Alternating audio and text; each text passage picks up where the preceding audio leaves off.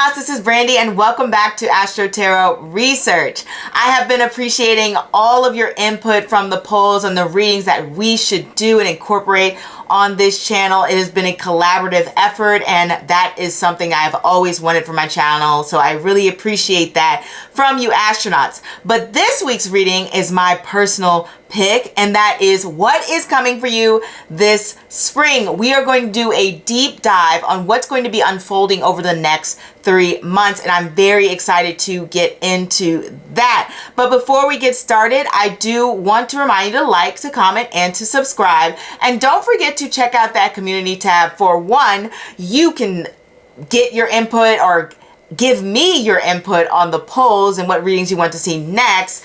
You can also check out that community tab to see when I'm going to go live. So if you have a personal question that you want to ask, just go to that community tab and I will post the time I'll be live, and you'll be able to check it out and tune in and join the live sessions. I want to see you there. And also, I want to give more thanks to you lovely astronauts. If you have noticed, I have gotten some crystals here to add to the decor, and let me tell you, that is all because you have been supporting me through the readings and the lives, and thus I have been able to upgrade aesthetically for this channel. I've been able to buy some new cards. That is all the result of you astronauts. The combination of us coming together to build this community and all of your support and helping me to pursue my channel, I can't send enough thank yous and gratitude your way. So let's not waste any more time and get into these readings now that I've said all my thank yous. I think I've mentioned links to social media, as always, can be found below. No announcements for me. Let's just get into this reading. We have pile number 1, pile number 2, pile number 3, pile number 4, and pile number 5. So let's not waste any more time and just sit back, relax, and choose. Hey pal number 1, you little rainbow fish. Let's get started on what's coming for you this spring. We have the 5 of Cups, and this is the Before Tarot deck. This is the Strength card. This is the Shuffle Tarot deck. So this is the 2 of Cups and the 2 of Wands combined. This is also the Shuffle Tarot deck, and this is the 7 of Wands and the 7 of Cups combined. Then we also have a little Astro card, which is Aquarius. And I do want to throw in these Astro dice. We're going to roll them for you lovely astronauts. Let's see if we get here. Okay, we have Saturn in the 6th house. In Pisces. Ooh. So Saturn in the 6th house is a very, very interesting placement, because we know Saturn is that planet of hard work, and we know 6th house is a planet that relates to hard work as well, just work in general. So what I see here over the next springtime season is that you're going to be putting a lot of effort in towards your work environment. Perhaps here's some things that could be going on. 1, you could find yourself in a very challenging position when it comes to the work environment, whether that is your actual work itself, or it's the fact that you have been pushing yourself to grow and challenge yourself in the area of work, meaning maybe you're looking for a promotion, maybe you're looking to gain more money, maybe you're looking for a new job. But this spring, it does show that you are making progress in that area, because Saturn is not going to allow you to stay stuck. I promise you, Saturn is a planet that wants change, it wants transformation, it wants growth, it wants stability. And so when it's coming into your 6th house and Pisces, it's like, yes, I want to give you growth, I want to give you stability, I want to give you accomplishments and your dreams coming true in this area of life. But, you know, it does come with that hard work. It does come with that patience. It does come with that area of strife. Okay, so this is not without challenges, but these challenges do come with rewards. You have to know that Saturn is the planet that rules hopes and wishes. That's because it rules over Aquarius, the 11th house, the sign of hopes and wishes and dreams coming true. Saturn is not just there to punish you and make things horrible. It's there to make sure that you're living a life that you find fulfilling. So over these next 3 months, I see you putting in the work. Not saying that you're not doing that now, but it's going to increase. You're going to grind even further than you thought you possibly even could. And you're going to make sure that you are in the right work environment for you. And this doesn't have to just relate to work. Obviously, the 6th house has to do with your day-to-day. It can also do with your health and fitness. So when we talk about things along the lines of day-to-day, we're talking about implementing new structures and regimens and routines that feel right for you. For example, a possibility of switching up a routine is the easiest one I could think of, is like changing a diet. When you get these 6th house transits, not only do they affect you when it comes to what you're eating, how you're working out, or even just your health in general, like if you've had some sort of long-standing health issue or something along the lines of that, this is like, hey, I'm going to actually do something about it. So for example, you have women who have like severe menstrual cycles, right? And so maybe they've gone through years of having these severe menstrual cycles. Saturn comes into these 6th house and it's like, okay, it's time to actually tackle this and figure things out because I cannot live my life this way anymore. And it's the same with a diet. It's like, okay, I have been eating a certain way and this just does not make me feel good. I don't have the energy I need. I don't look the way I want to look. I don't feel the way I want to feel. And now it's time for me to put in effort and do something about it. Now, I'm not going to say that this is going to come quick, fast, and in a hurry, because actually a lot of this period is very interesting because you are putting in a lot of work, but something tells me a lot of this work comes with patience. And I'm not just saying this because the Strength card is here. I'm saying this because we have Saturn in Pisces. Saturn in Pisces is like the hangman energy in tarot. It's this card of suspension, this card of like pause and taking time and reflection. So a lot of these efforts that you're putting in more than likely are going to have to do with the mental work or even research or even just relying on your own patience, because it's like you're putting in the effort, you are giving it your all, but it's not going to like happen as fast as you would like it to happen. This combination is a lesson in patience. It's a lesson in endurance. It's a lesson in, oh my goodness, I have to wait for such a long period to see these results. But the work that you're putting in over these 3 months, I just want to say it is going to happen. Like the results that you're aiming for, the things that you're striving for, the things that you're pushing for, it is going to happen, or we wouldn't have gotten these cards in the first place. This is not work just for work's sake. This is like, hey, I'm actually transforming this area of my life. You know, Saturn comes into a certain placement and it's like, okay, I see the mess here. Time to start cleaning up. And it's actually kind of funny because if you look at a lot of movies or media representation, you'll see a lot of Saturnian people playing like service roles or maids or even things like that, because it's like, hey, it's time to clean house here. So this is you taking that sort of mentality when it comes to those areas of life, when it comes to finding a job you want, getting the position that you want, getting your health in a better place, because obviously sometimes we can't control how great it's going to be, but we can make efforts to make that better, whether that's physical health or mental health. And mental health is a strong theme when we have this Pisces energy here. It's about how can I ensure that my emotions stay stable? How can I learn to better manage my emotions? How can I learn to sit with those feelings that are negative, that are hurt, without doing something that may be self-destructive or not beneficial? So like, for example, might be, okay, let me go on a shopping spree to make myself feel better. Let me go eat this pizza to make myself feel good. Let me go let me think of something. Let me go have a drink because that's going to help me forget about the horrible work day that I have. It's like, no, this is about learning to manage those emotions and to sit with those feelings and to just let them flow through you, which is hard. It's very, very hard, but you're going to do it. And this is actually pretty amazing here.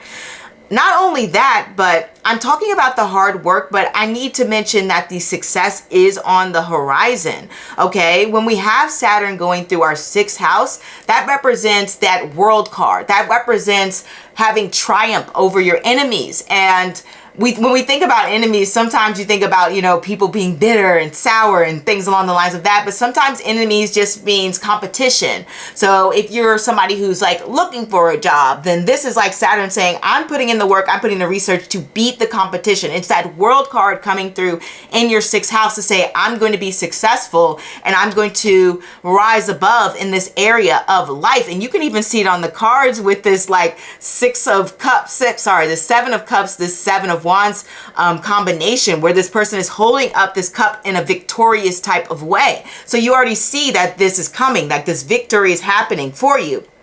But this is not without your efforts. Like I said, this is like saying that you are going to achieve a good amount of success, a good amount of efforts that you are putting in are going to manifest into something that is desirable and fulfilling within this area. For example, I'm going to be successful at, I don't know, clearing my acne. You know, that could be a sixth house thing. I know it sounds trivial, but things like happen. Like I'm going to be successful at losing weight. I'm going to be successful at getting an internship. I'm going to be successful at getting into the college I want to get into.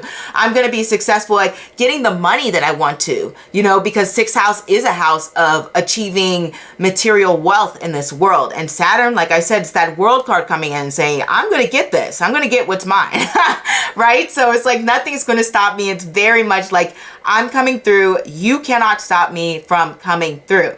But I do want to say that there is an element of rest here. As I mentioned before with that Pisces energy and Saturn coming together, there's a lot more pulling back in terms of taking time to take care of yourself and making sure that you're good and making sure that you're not too stressed out. It's just really a matter of being more in tune with yourself and taking care of yourself, which I see happening over the next 6 months. You are really making sure that you are taking care of you, that you're feeling good about yourself, that you are in a mentally stable place, and that you are not holding on to things that make you feel bitter, things that make you feel sour, things that make you just feel, you know, hurt or, you know, toxic inside and things along the lines of that. It's very much so a house of learning to manage and maybe deal with a lot of different challenges and conflicts and circumstances and come up. So the spring, yeah, there's going to be some challenges that are coming there, maybe even a specific challenge that feels like an uphill battle, but I just want to say that it's going to be successful. That's like a reading in itself with just those cards. Okay, but looking at everything here with the Five of Cups and the Before Tarot deck, and the Five of Cups here and this Before Tarot deck, we only have, you know, 1 cup spilled. There's only 1 cup spilled. We still have 4 cups standing up. So what I get from this is more than likely things aren't going to be as bad as they seem, okay?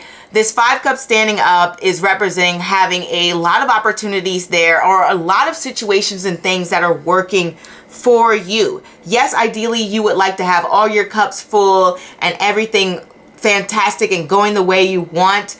And maybe this is even like a metaphor for something in your life where you feel like things are going so good in this area, in this area, in this area, but this one thing I really want is really just getting to me, and it's so hard to achieve. And I really feel like over the next 3 months, you are learning to let go of that. You're learning to say, okay, maybe I can't control this one area because this is like the cat spilled the milk. This is like, I didn't even do anything. Like I was good. I was having a great time. I didn't do anything wrong. Somebody else came and spilled the milk here, right? Which is a metaphor for sort of like life. Like someone came through and it's external circumstances. Like someone came through and, you know, burst your bubble, or you feel like someone or something or some force is stopping you from having everything that you want. And you're just like, ugh, like, why did you have to do that? Like, why does it have to be this way? But like I said, over the next 3 months, you're learning to let things go. You are tackling some issues that are coming your way. Look at this Strength card here. And you see how the lion is like roaring at this person. This is before they learn to tame the lion, right? That is kind of you over this next couple of months. I know this is not like fun time sunshine, right? But it does show that you are a resilient person. It shows that you're an intelligent person. It shows that you're having, like I mentioned before, like we didn't even have to read the cards, really. I mean, the cards are kind of repeating what we just said, how you're going to have some new challenges coming your way. And a lot of these things, I'm going to admit, is not something that is your own doing. I think that is something I want to mention with this spread. Trust me, I'm all about accountability here. You can go look at every other reading on my channel. I always talk about, you know, growing and self-reflection and, you know, making sure that you are tackling your own self-sabotaging behavior. And yeah, there may be some elements to that with this Saturn and Pisces, that there are some elements that maybe that you can learn to better yourself, but that's with everyone. We all have flaws. But it looks like over the next sort of couple of months, a lot of these circumstances are coming up are not within your control. And it's really just up to you to have to learn to navigate these circumstances and to be patient. These cards aren't particularly the most active. I'm not saying they're inactive at all, but it doesn't imply that there is a great amount of force or self-assertion on your part. It's just a matter of just holding on and waiting for the right situation to appear before you can make your move, or before you have the opportunity to shine, which I know you will have, because we already saw this card here and I already told you about Saturn in the world. Like, you're going to get your moment. But it does feel a little bit like you are bracing for impact or something. Like, you know, that feeling when you go on a roller coaster and you're going down. That's what the next 3 months feels like a little bit. But the thing is, it's going to obviously level out, it's going to balance out, and it's going to end up with you getting something that you really want and you desire within this area of life. Like I just mentioned, all of those things related to the 6th house. And I really feel like the relationships, and maybe even somebody in particular, is very, like, you don't see eye to eye with this person all the time, or maybe just a certain circumstance. It could be a job, it could be a school, it could be a system where or something along the lines of that. It doesn't have to necessarily be a person, but really it's just like a circumstance that feels like, okay, I'm on this side, you're on that side. We don't see things, you know, eye to eye. And this also is like a combination of that 2 of Swords energy going on here, which I noticed. It's like the Wands, we have the 2 of Wands, the 2 of Cups, and the 2 of Swords coming out with this energy. So somebody here feels like they're just not your team. It's like, oh gosh, I have to work with these people, but they aren't really, we don't really agree on things. We don't really see things the same way. We don't move the same way. And it's a lot of just having to sort of endure these new characters that may be coming into your life. Okay, I just want to say they could be old characters too, but sometimes the 2 of Cups can represent something new coming within. Positive things that are happening is that it does show that a sense of support system. You can also look at these cards to represent a sense of companionship, like 2 people in arms together, like brothers in arm or something like that, going to war together. That is kind of like this combination. And so it kind of shows that even though you may have some people here or circumstances here that are very challenging, you also have a good support system, or at least somebody is on your side and somebody is in the mud there right with you. Someone or something that is there to support you. Maybe you have your own community, maybe you have friends, whatever the case may be, maybe a therapist, I don't know, but somebody's there to like root you on and say, yeah, I know exactly what you're feeling. Your feelings are totally valid, or something like, I'm going through the same situation. You may even be noticing that around you. This also shows that, you know, you're taking the time to sort of pull away a little bit like I said, pull away a little bit from those circumstances and try to find that balance where you can have these little moments to yourself, to appreciate the people who are there for you, who are ride or die for you, who are showing you love, who are showing you care. Heck, if you were a content creator, this could even just be your audience there showing your support, and they're saying, yeah, we're going through the same stuff, you know, like that's something that is going to be there, that's keeping you going. And I really feel like this card here is so amazing, because it's like when you have the Seven of Cups, you're just daydreaming about things, but when you combine it with the Seven of Wands, it's like the things that you've been daydreaming about, you actually achieve, you actually pick up, and you have more people offering things to you. So it's almost like you get this opportunity to have this moment of success either sometime within these next 3 months, this spring, or maybe even towards the end. And I know it's something that's going to be powerful and a dream come true, and something that's an amazing situation, maybe even to do with meeting the right person that allows you to network and make connections and get what you want. Whether, like I said, it doesn't have to be job related. It could be something to do with anything else. There's so many different circumstances in life that this could relate to. But someone is there to provide you support when it comes to achieving your goals. Like I said, if you had some health concerns, maybe you finally get a doctor who is there to actually help you and to benefit you, and you notice that you're making progress. Like, for example, like if you are somebody who has depression, maybe you finally get a psychiatrist who understands you and who's able to guide you through that, who gives you techniques in order to help you deal with that, and who's there to validate your feelings and help you work through those situations and things along the lines of that. And it feels like you're making strides and you're having those victories, and it's like, oh wow, like I'm finally able to see a light, to see a new side.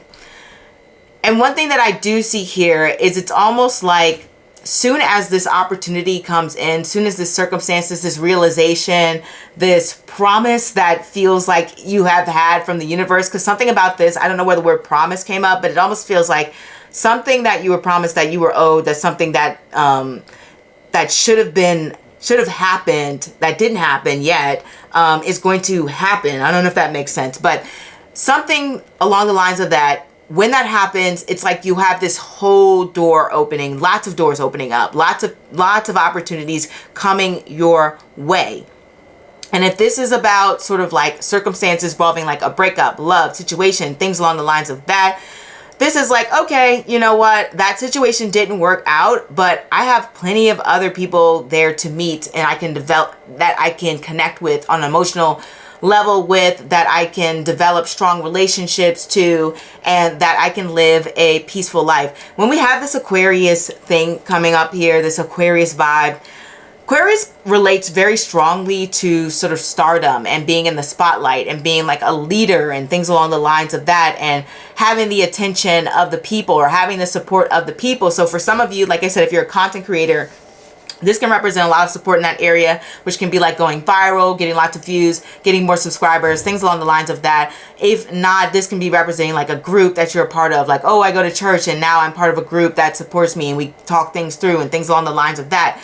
This could be something along the lines of, like I said, you are in an environment now where you switch roles and now you are surrounded by people who are a little bit more like-minded, and you guys are all working towards a similar goal, and it feels like you are learning from each other and you're building. This could even represent like, you know, classmates, school, things along the lines of that. But these next couple of months show a sense of pride and victory and achievement and opportunity coming after such strenuous hard work that you have put in, such reflection, such thought, such care, so much effort that is coming in, and a lot of appreciation. And I say appreciation and accolades because when we have Aquarius, that is also the sign of accolades and accomplishments. So it represents being recognized for your efforts. So there is a sense of recognition for your efforts, which is why I talk about Saturn, the World card here too as well, and why Saturn also rules over Aquarius. It represents being seen as a successful person who has achieved something, who's achieved a goal, and is being recognized for being outstanding and achieving that goal. So this may not be this big world performing recognition. This would be a simple, small recognition like, oh, you received a certificate. That's really fantastic. That's really great that you have received this. Oh, you've accomplish some sort of goal that you've set your mind out to do, and finally finally you've gotten around to accomplishing that goal, and people are impressed with what you have accomplished. I will say over the next couple of months, there does seem to be some socialization going on. It's not like you are tied up in your room, not going anywhere. It does seem that you tend to be going places. I don't know how far or anything like that. The cards aren't really revealing anything of the lines of that. But I do know when we get Aquarius and we also get Saturn, those are cards of like separation. So it's like, oh, I'm being separated from my home. I'm being separated from my environment. And I love how we also have Strength and Aquarius. So it's almost like, so Strength is connected to Leo, and obviously Aquarius is Aquarius. And these two are opposite from each other. So it's like balancing this area of being yourself and also the crowd, the performer and the crowd. That's what I look at as Leo and Aquarius here, where these two feed off each other. As I was saying with this Aquarius and Leo energy, this next 3 months or the spring is going to feel like balancing being able to express yourself more with confidence, and then also being able to engage with others and to receive their input or their advice. And at the same time, it's like you're in the position of expressing and putting yourself out there creatively. But then there's going to be some opportunities that you are going to be the person who's going to be in the back seat. It's like representing of finding that balance. Like, oh, how can I showcase myself more? But at the same time, maybe even take in the wisdom of other people, or maybe how can I allow other people to express themselves fully, but at the same time I want to give them my ideas and my input on and feedback on what it is that they are expressing towards me. Okay, it's very interesting with this combination of cards, because what we have here is very much, even when we have these two combinations, and we can even look at these two as well, but it's representing having to defend your creative choices, or even just your choices in general, your personal stances and your personal opinions against others, whether that's even like a competitive environment, whether that's just like friends, family, whatever the case may be. But it's really like a little bit of asserting your identity. There's not a huge ton of it, because like I said, we don't have a lot of wands here. But there's a little element of being able to assert your identity, but at the same time, being open to receive feedback, being able to be receptive towards people. And it's kind of interesting because with this combination of cards, it's like, yes, towards the end, you do see a lot of admiration and a lot of appreciation, but it's not without pushback. Like, there is a lot of pushback here over the next 3 months. It's possibly like, we have this Five of Wands. Let's start off that. This Five of Wands is all about change. And so when I see a lot of pushback within the cards, I'm really not surprised that I have this Five of Wands, because it's almost like you're pushing for a change, or even your environment's changing, or somebody's changing. Whatever the case may be, there's a change happening. And it's like you are for the change. You're the one who's like, I'm ready for this transformation. I'm ready for this growth. And I also want to say Leo's connected to the 5th house. We all know that's about change. And it's ready for that growth. It's ready for that period of transformation and change. But then there's like this push to say, no, let's stay here. Let's stick it the same. I like the way things are. And I don't know whether that is from, like I said, friends, families, job, environments, whatever case, classmates, teachers, but there's pushback from people not wanting that change to be implemented, not wanting that growth, not wanting that transformation. And you do have to remain firm in your choices. All you have to do is just say, no, this is what I think. You don't have to be too harsh or aggressive about it, or the cards would be a little bit different. But it's really just standing strong in your convictions over the next 3 months. Like, hey, I've given you my opinion.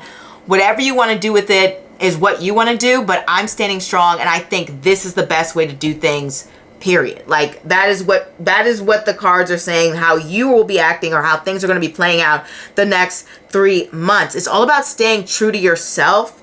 Despite having all of these different inputs, you're like, no, this is the one I want. This is what I think. This is what I am. And you have all of these different people inputting ideas, and you're just like, no, this is it. This is me. This is how things are going to play out. This is where I'm going. This is the direction I'm in. I see a lot of pushback here. And so, yeah, I can definitely see the stress building up a little bit over the next 3 months, but you're going to be able to keep your cool and keep your calm for sure. This woman's in control. She knows what she's doing, and I feel like that's you. You know what you're doing. You're like, we're on equal footing here. I will not budge. I know who I am. I know what I want. I have a strong vision of everything. There's definitely, like I said, that increased sense of visibility happening over the next 3 months, whether that's just socially or whether that's professionally or in some sort of creative environment. But you're definitely being seen for the efforts, the thoughts, the inputs that you are putting in. And there's a lot of sort of using your discernment and having to, I guess, engage with others in a way that is keeping the peace, but at the same time, like I said, being strong within your convictions, being someone who has a strong vision.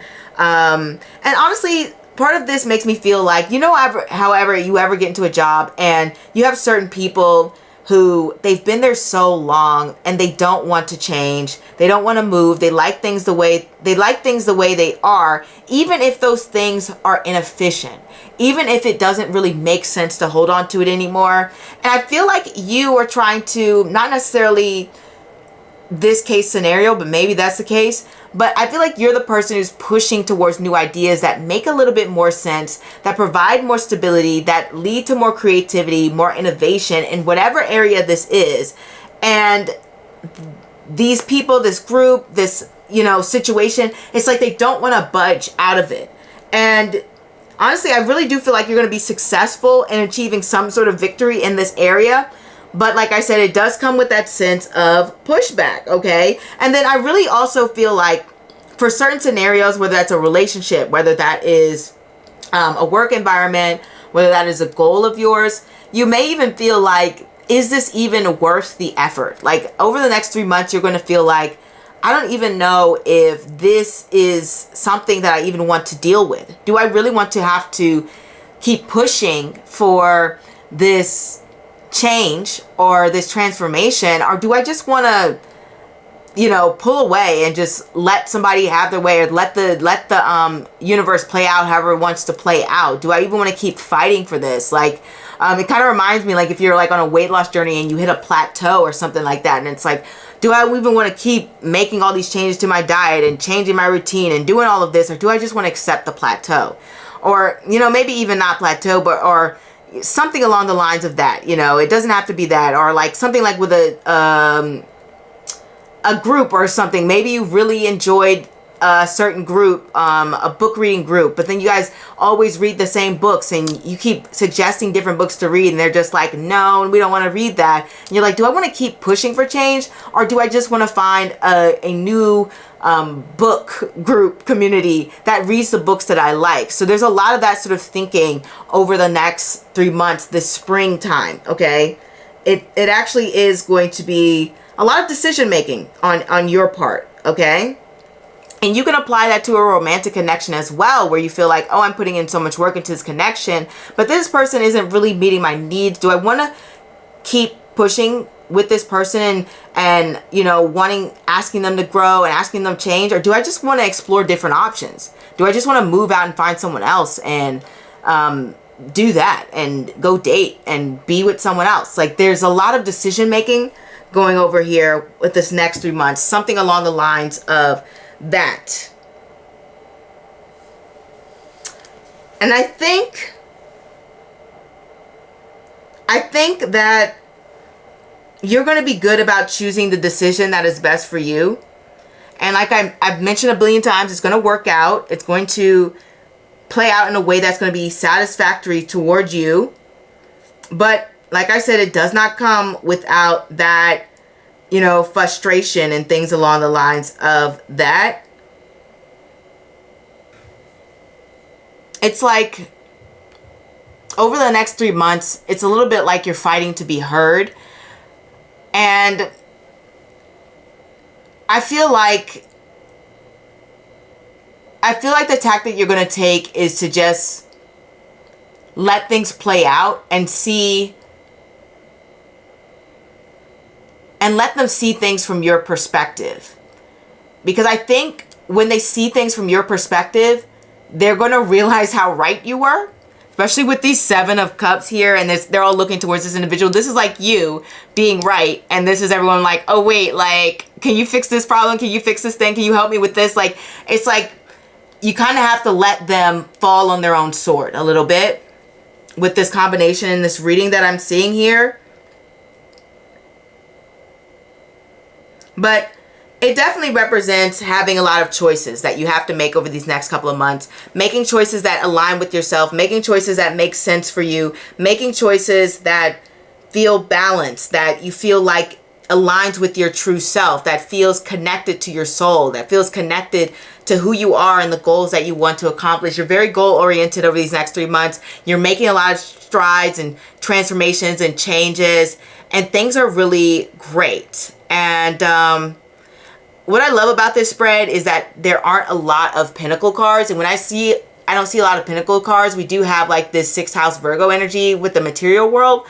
But generally when I see Saturn in the 6th house, it just represents having to take a closer look at the financial situation. Doesn't necessarily mean a bad thing. Sometimes it represents saving a lot of money or even tackling debt. So for me, I've usually seen it as financial improvement. But like I said, because I don't see a lot of Pentacles, it usually means that finances aren't really a concern during the spring season. It's just not the main concern here. And honestly, with Aquarius here, generally Aquarius is the house of, you know, big money, right? So it feels to me like there's more opportunities to grow in terms of financially. That is happening for you, and it's based off of your own efforts and creativity and knowledge and wisdom and skill set, okay? It's based off your own strength. It's based off of your own thoughtfulness and strategic nature that's happening, and that's gaining things for you and gaining momentum for you. I really do feel that that's what's happening over these next couple of months for you, and there's a lot of growth here in these areas and a lot of opportunities to win big potentially. But that is what I have for you, pal. Number 1, hopefully this resonates. And, you know, obviously check back in me during the spring. Give me updates. You can come to the lives and check things out and tell me how things have been going for you for the spring. And I'm more than happy to hear it. I would love to hear it. And I will see you next time. Oh, don't forget, if you don't resonate with this pal, you know, maybe I'm not the reader for you, or you can choose a new pal. Either way, I'm very happy you stopped by. Au revoir. Hey pal, number 2, let's get into how the spring is going to be for you. We have the 5 of Wands, we have Death, we have this is the Shuffle Tarot deck, so this is the 3 of Wands, and it is combined, you know, I think it's like a 3 of Cups combination, since there's like 3 people waiting. And we have the 2 of Pentacles combined with the 2 of Swords. And then we have the Sun. Ooh, interesting. And before we get started, I do want to throw some Astro-Dice in there. So let's give this a good roll and see what happens. Okay, so we have the 12th house. We have Neptune. And we have Sagittarius. Interesting. So, when I see these pals coming together, to me it feels like there's a lot of Neptune energy with these pals and cards lately. And I'm not surprised, because we do have Neptune changing signs, and it's going into the sign of Aries. And that's obviously going to be different from everyone, but it does show that it's having an effect on a lot of people, which is probably why it's coming up so frequently in readings. You know, this is the first in our lifetime that this is ever happening. So when we have this Neptune in the 12th house in Sagittarius, For me, this is obviously an exploration of self. I know it sounds like very spiritual, and that's probably an element to it, but it's more so an exploration of self to understand like what it is that your soul truly aligns with in this lifetime. Neptune's energy is very powerful. You know, I've seen a lot of people say when Neptune comes through and it conjuncts like their sun, their moon, their ascendant, either two things happen. One, they start to feel very like sluggish and like, oh, I don't feel like doing anything. And I'm very much like, I don't want to work, da da da. And then you have other people who feel this sudden, unbelievably strong level of ambition. You know, all planets have like two sides. And Neptune's not known for balance. So what I see here when I combine these cards and the Astro dice here is that for you, it's going to be a little bit more so on the ambition side.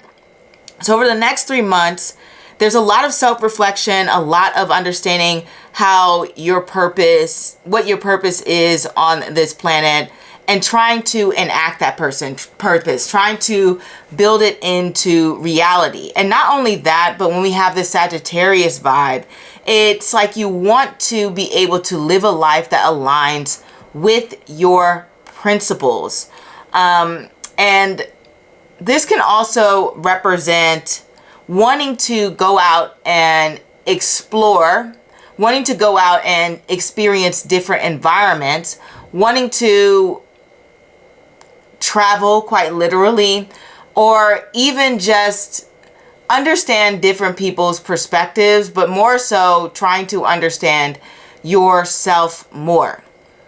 The ninth house can deal with our media presentation as well. So people who may have like Saturn, and I've seen Saturn in the ninth house to represent like people's social media will be kind of like filled with like quotes on what they believe. I saw someone with Saturn in the ninth house and they said something along the lines of like, love is like submitting to the will of your partner or something like that, right?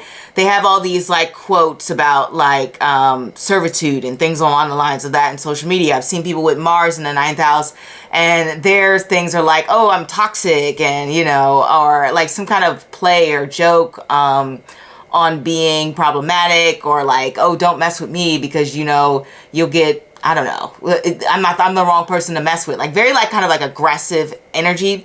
And so when we have Neptune in the Sagittarius element, which is connected to the ninth house, it's almost like how you're presenting yourself to the world in a higher version, a higher form, meaning like a curated form, which is social media, or even through like a resume, interview, presentation, in a specific environment. Ninth place is like a very much like, this is a specific environment we have to do things in, like a legal matter, whatever the case may be. It's less casual conversation. It's less I meet you on the street, Gemini. It's more so I've had time to prep and put this out to you.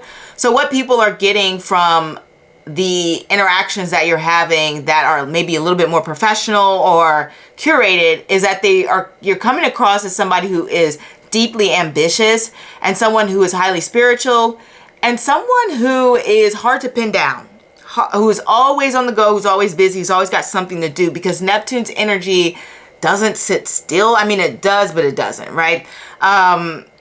It sits still in the sense that like somebody might disappear for like 2 weeks and then they reappear again. But, you know, how do I say that? Like, it's like you kind of know for like 5 months they may have been doing the same thing, and they sit still. That's the Neptune sitting still, and then they disappear for like 2 weeks, and you're like, what just happened? Where'd they go, right?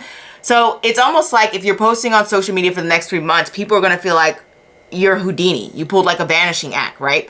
You're not there, or like it's very like inconsistent, or the energy is kind of like very spiritual, and that's the only other possibility with this combination. Like you're just giving out a very spiritual vibe, a very free-flowing vibe, a vibe that's like, I am you know, in my own space, okay? So that is kind of how you're coming across to people over the next sort of 3 months, this springtime.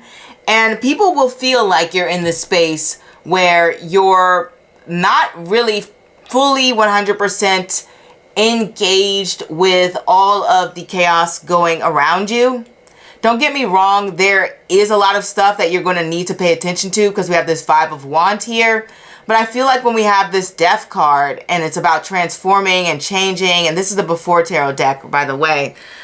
So here they're getting ready to fight. It's almost like you're saying, I don't know if I want to deal with that. Before we jump into this mess, all of this drama, let's pause and think. Like, that's going to be like your vibe, because your energy, you don't want to waste energy anymore. I mean, you really don't. Like, the next 3 months is you deciding how you want to spend your energy, and you don't want to waste it on things that you don't feel are worth the effort. So you're taking more time to pause and think before you jump into new ventures. There's more time for reflection. There's more time for like going inward and meditating or focusing or realigning yourself. There's a lot of that going on here. There's a lot of, like I said, your communication with people. It's like you're there, but you're not really there. Or you're not really too concerned with being a people pleaser. One thing that I have seen about Neptune energy is it's very anti-people pleasing. I mean, don't get me wrong. There's one side to Neptune that can be kind of like, okay, this is the good girl. But generally, at some point in time, that energy just becomes very like vicious. You know what I mean? It's just like a very much like, I'm going to enact my will now, whether you like it or not. And that's probably where this Five of Wands energy is coming on. So next 3 months, you're going through something spiritually. You are taking the time to reflect, or even just emotionally or on a personal level. You are unearthing some things, because the 12th house is all about unearthing matters and getting to the root of any sort of traumas, or even just thought processes, or even just trying to figure out the direction that you want to go in next. That is all that 12th house energy. It's all about being very self-reflective. And I really do see like that's going on for you. That's really, really happening. I feel like these next 3 months that are unfolding is a time for you to make sure that you are aligned with your purpose. Because whenever I get these five energies, if you are not aligned with your purpose, will kind of push you to be aligned with your purpose. And so I really feel like that part of it's an internal battle, but then also you'll be giving some external circumstances where they can be a little bit challenging. I'm not going to lie, with the Death card here, there's a lot of transformation and changes going on. And I think part of the changes that are happening is that maybe currently right now you're experiencing maybe a lot of different struggles, pushback. Maybe people at work are being a pain. Maybe people that in your class environment, if you're in school, are, you know, a pain in your neck, or teachers or something along the lines of that. Maybe you're having to deal with, you know, high bills or something like that, or feeling like that your environment isn't supporting you, or something along the lines of, my life right now is very challenging. Like, I have to push and strive to get the things that I want. It is not easy. It is me putting in so much work, and I'm always having to undergo a new challenge or jump through a new hoop in order to get the things that I want. And so there's a lot of that has been going on and will go on a little bit more during this 3 months. But with this Death card here, it lets me know that that's going to come to an end. You're going to get to this place where you're just like, I'm tired of jumping through these hoops. I'm tired of the games. I'm tired of the hoopla.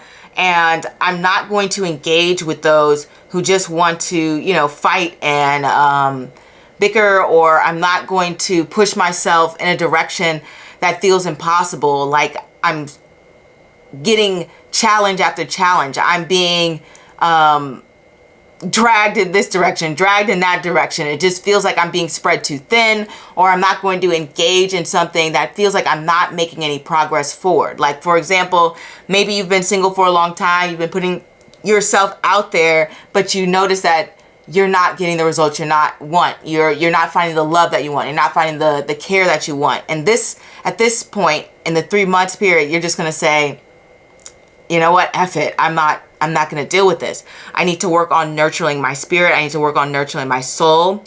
I need to focus on my higher being. I need to work on any sort of habits that don't align with my true self.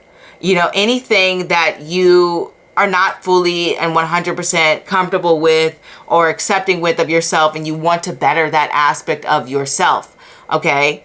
You know, that is anything of the self-undoing. You have people who can be a little bit reactive, and that would be a little bit of a self-undoing. And so they jump to conclusions, or they lash out, and they don't think about what they say, and that's a little bit of self-undoing. You have people who eat too little, or people who eat too much, and then that's a bit of a self-undoing. Like, it's just things or bad habits that you have that are not good for you. And for some people with this Five of Wands energy, it can be internalized. It could be like the negative thinking, the stress, the putting pressure on yourself to achieve something, or, you know, look a certain way, act a certain way, have a certain lifestyle. It's just like, whoa, actually, maybe I need to reassess how I am going about thinking, and what exactly am I manifesting by having all of these sort of thoughts, right? So anything to do with that, it's really just working on bettering yourself over the next 3 months. I really do see you enacting changes. I really see you pulling away from the challenges and finding an avenue that's a little bit more peaceful. I really see you stepping into an area where you feel more supported. If you have been pushing towards something, or you've been in an environment that feels competitive, it's hard to be noticed, it's hard to be seen, you're constantly having to assert yourself, or you're feeling like you're being walked over, you're feeling like you're not being heard, or you're feeling like you're being overlooked in some area of your life, it's kind of like, I'm not doing that anymore. I'm not doing that anymore. I don't want to. I don't want to have to engage with this. You know, I've done this. Now I'm going to move to an area where I feel like I can actually have success, where I actually feel like I'm getting some momentum, where I actually feel like I'm being pushed forward and I'm having support and I have people on my back. So I have people who have my back. Hopefully they're not on your back. They have your back. And I really do see that happening for you over the next 3 months. You're building, or you are leaning on your support system. You are putting more ideas out there, and these ideas are fun. You are exploring different avenues that are exciting. You might be experimenting with different things, because whenever I get the Three of Wands, generally, like just by itself without the shuffle tarot things going on, the Three of Wands represents like creative exploration, trying things that are different, exploring, going different avenues and things along the lines of that. And so when I see that, it's like, oh, I'm going to all these new different things. I am trying whatever new adventure or interest that I am engaged in. I'm reading a new book. I'm going on a hike to a new place. I am trekking out a new gym. I am going to a new restaurant, a new bar, a new social event, a new party, whatever the case may be. It's like I'm trying new things and I'm exploring my world, but not just by yourself this time, because we got the Three of Wands. So you're doing it with other people. You're trying new things with other people. You're bringing them into your space, and they might be inviting you into their space to try new different things. It's very collaborative type of energy that's going on over the next 3 months. So you're pulling away from this area where it feels like, oh my gosh, we're fighting, we're at each other's necks, da da da da. And now it's like, actually, things have changed. And now we're learning to work together. Now things are being more in harmony. Now things are starting to make sense. And this can apply to different areas where it feels like this area where you, in your life, where you feel like you're going through this uphill battle and you feel like it's challenging, you feel like it's hard. Well, now over the next 3 months, it's starting to feel like, okay, actually, I think I've got a handle on this. And I think other people are giving me pretty solid advice. and I see that there are other people in my position and they're struggling too, and they're giving me tips on how to move ahead, and you're making moves and you're putting things out there. And not only that, but I should also get this because it's a combination of the Three of Cups and Three of Wands. It's like I'm planning events for the future. So over the next 3 months, I think you're going to start planning some events, whether that's vacations, whether that's just like, okay, I'm planning to go to, I saw someone do like a TikTok about a fruit festival where they're like, oh, plan ahead for events and go to a fruit festival, right? So there, you might be making some plans for like 4 months down the line, 3 months down the line to attend some sort of festival. So you're making more plans, but they're more plans based on things that are exciting. It's less about the hustle bustle. It's less about the grind. It's less about achievement. It's more about like, okay, how can I have some fun? How can I enjoy myself? Let me make some plans on my calendar that 3 months down the line, I'm going to go to this concert. I'm going to attend this musical. I'm going to go to this arts and crafts show. I'm going to go to see this magician. Like I'm going to do, like you're making plans to enjoy your life. You're keeping things fun. And normally when you get this cards of the Two of Swords, they're kind of like, they kind of don't go anywhere. They don't want to do anything. But it's kind of interesting because we have these two combinations of cards coming together. It makes me think automatically it's like I'm locked in. Like I'm locking these plans in. Like I am paying for it and I'm making sure I'm going. I'm making sure I'm attending. Because the Two of Pentacles can represent fun. It can represent flow. It can represent excitement. It can represent just having a great time, being spontaneous in a way. And so for me, it's like saying, I'm locked into these plans. I'm locked into enjoying myself. I'm locked into having fun. I'm locked into relaxation, which is exactly what these combination of cards here, because we do have this Neptune in the 12th house. And the 12th house isn't just about, you know, self-realization and personal growth, even though that's a big theme. But a lot of times it's about relaxing. A lot of times it's about taking a vacation. A lot of times it's about taking time off. One thing that I have seen a lot, especially lately since Rahu has moved into Pisces, a lot of people have just been saying they're tired. They're exhausted. They don't want to do anything. They're like, we don't have it in us anymore. This is too much. We want to pull back. I've seen so much of that lately. And so I really feel like over the next 3 months, you're going to be pulling back some. You're going to get out of this area of frustration and maybe impatience a little bit, or even just feeling like it's so difficult to achieve the things that you want to achieve. And you're just going to say, yo, you know what? I'm going to go with the flow and I'm going to have a little bit of fun. I'm going to make sure that I'm having a good time, that I'm living my life, that I'm actually not stuck in this frustrated headspace. So you're clearing yourself up for all of that. And yeah, maybe some of you take some trips, but it really does feel like you're leaving room for yourself to emotionally be stable, okay? Like you're just leaving time for yourself to relax, giving yourself downtime, giving yourself happiness, spending time with people you enjoy, spending time with people who may even have similar like directions as you, because sometimes we can get this as like a group of entrepreneurs, right? We get this as people coming together saying we have a similar mission, we have a similar goal. So you're spending your time with people who are like-minded, who also want to get things done similarly, and you guys are exchanging ideas. You're exchanging information. And whether that be something along the lines of like, oh, okay, I am in the LinkedIn post comment section reading what people have to say and commenting back. It could be something simple like that. But whatever the case may be, you're coming together with people who want to achieve similar things, whether that is professionally or even just personally, just want to have fun and exciting, just an excitement and things along the lines of that. I really feel like with this combination of this Two of Swords and this Two of Pentacles here, I love how he is like all bound up and he's got the pentacles in their hand.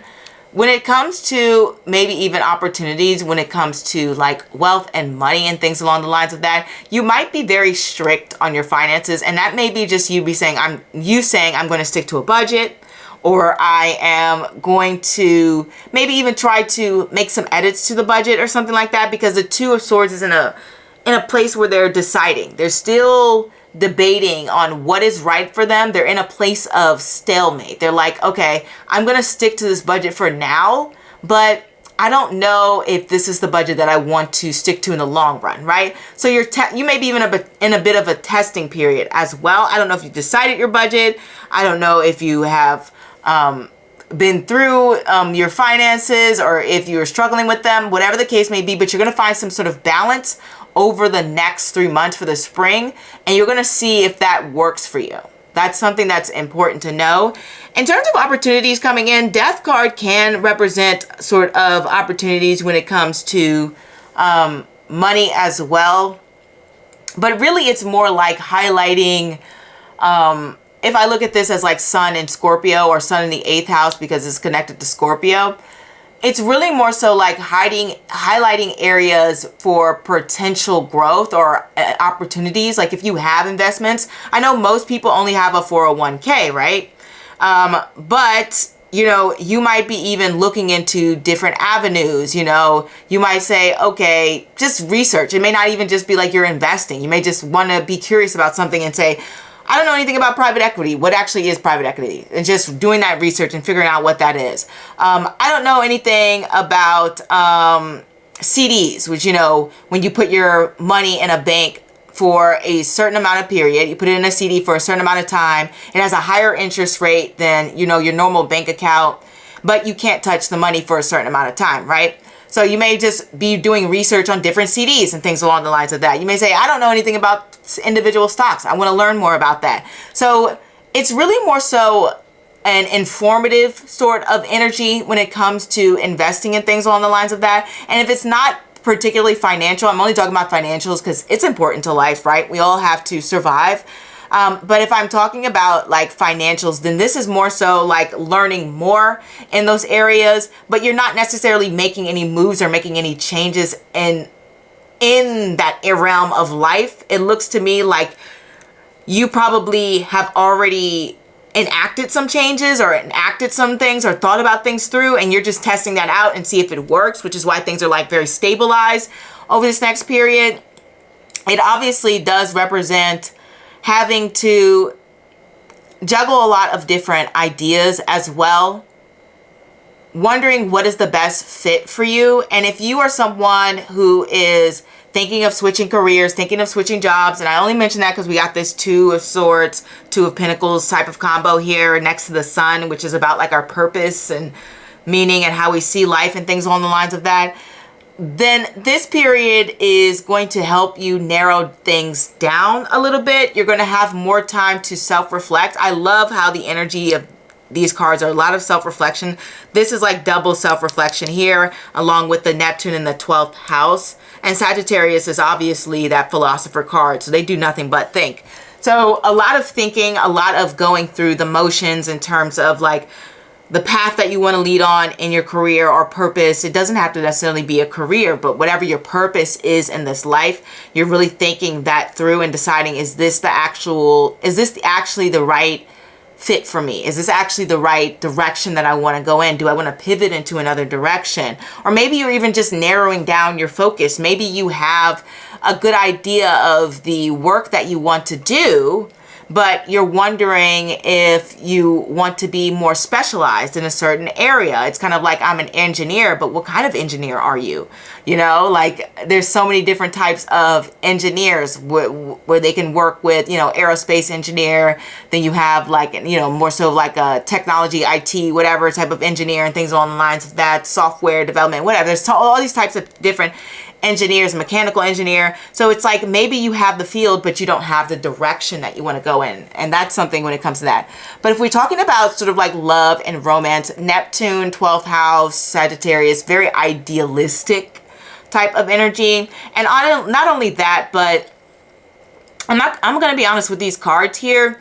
It's very like, you can't pin me down. And the Sun card here, I always get the Sun to represent wanting like a free state.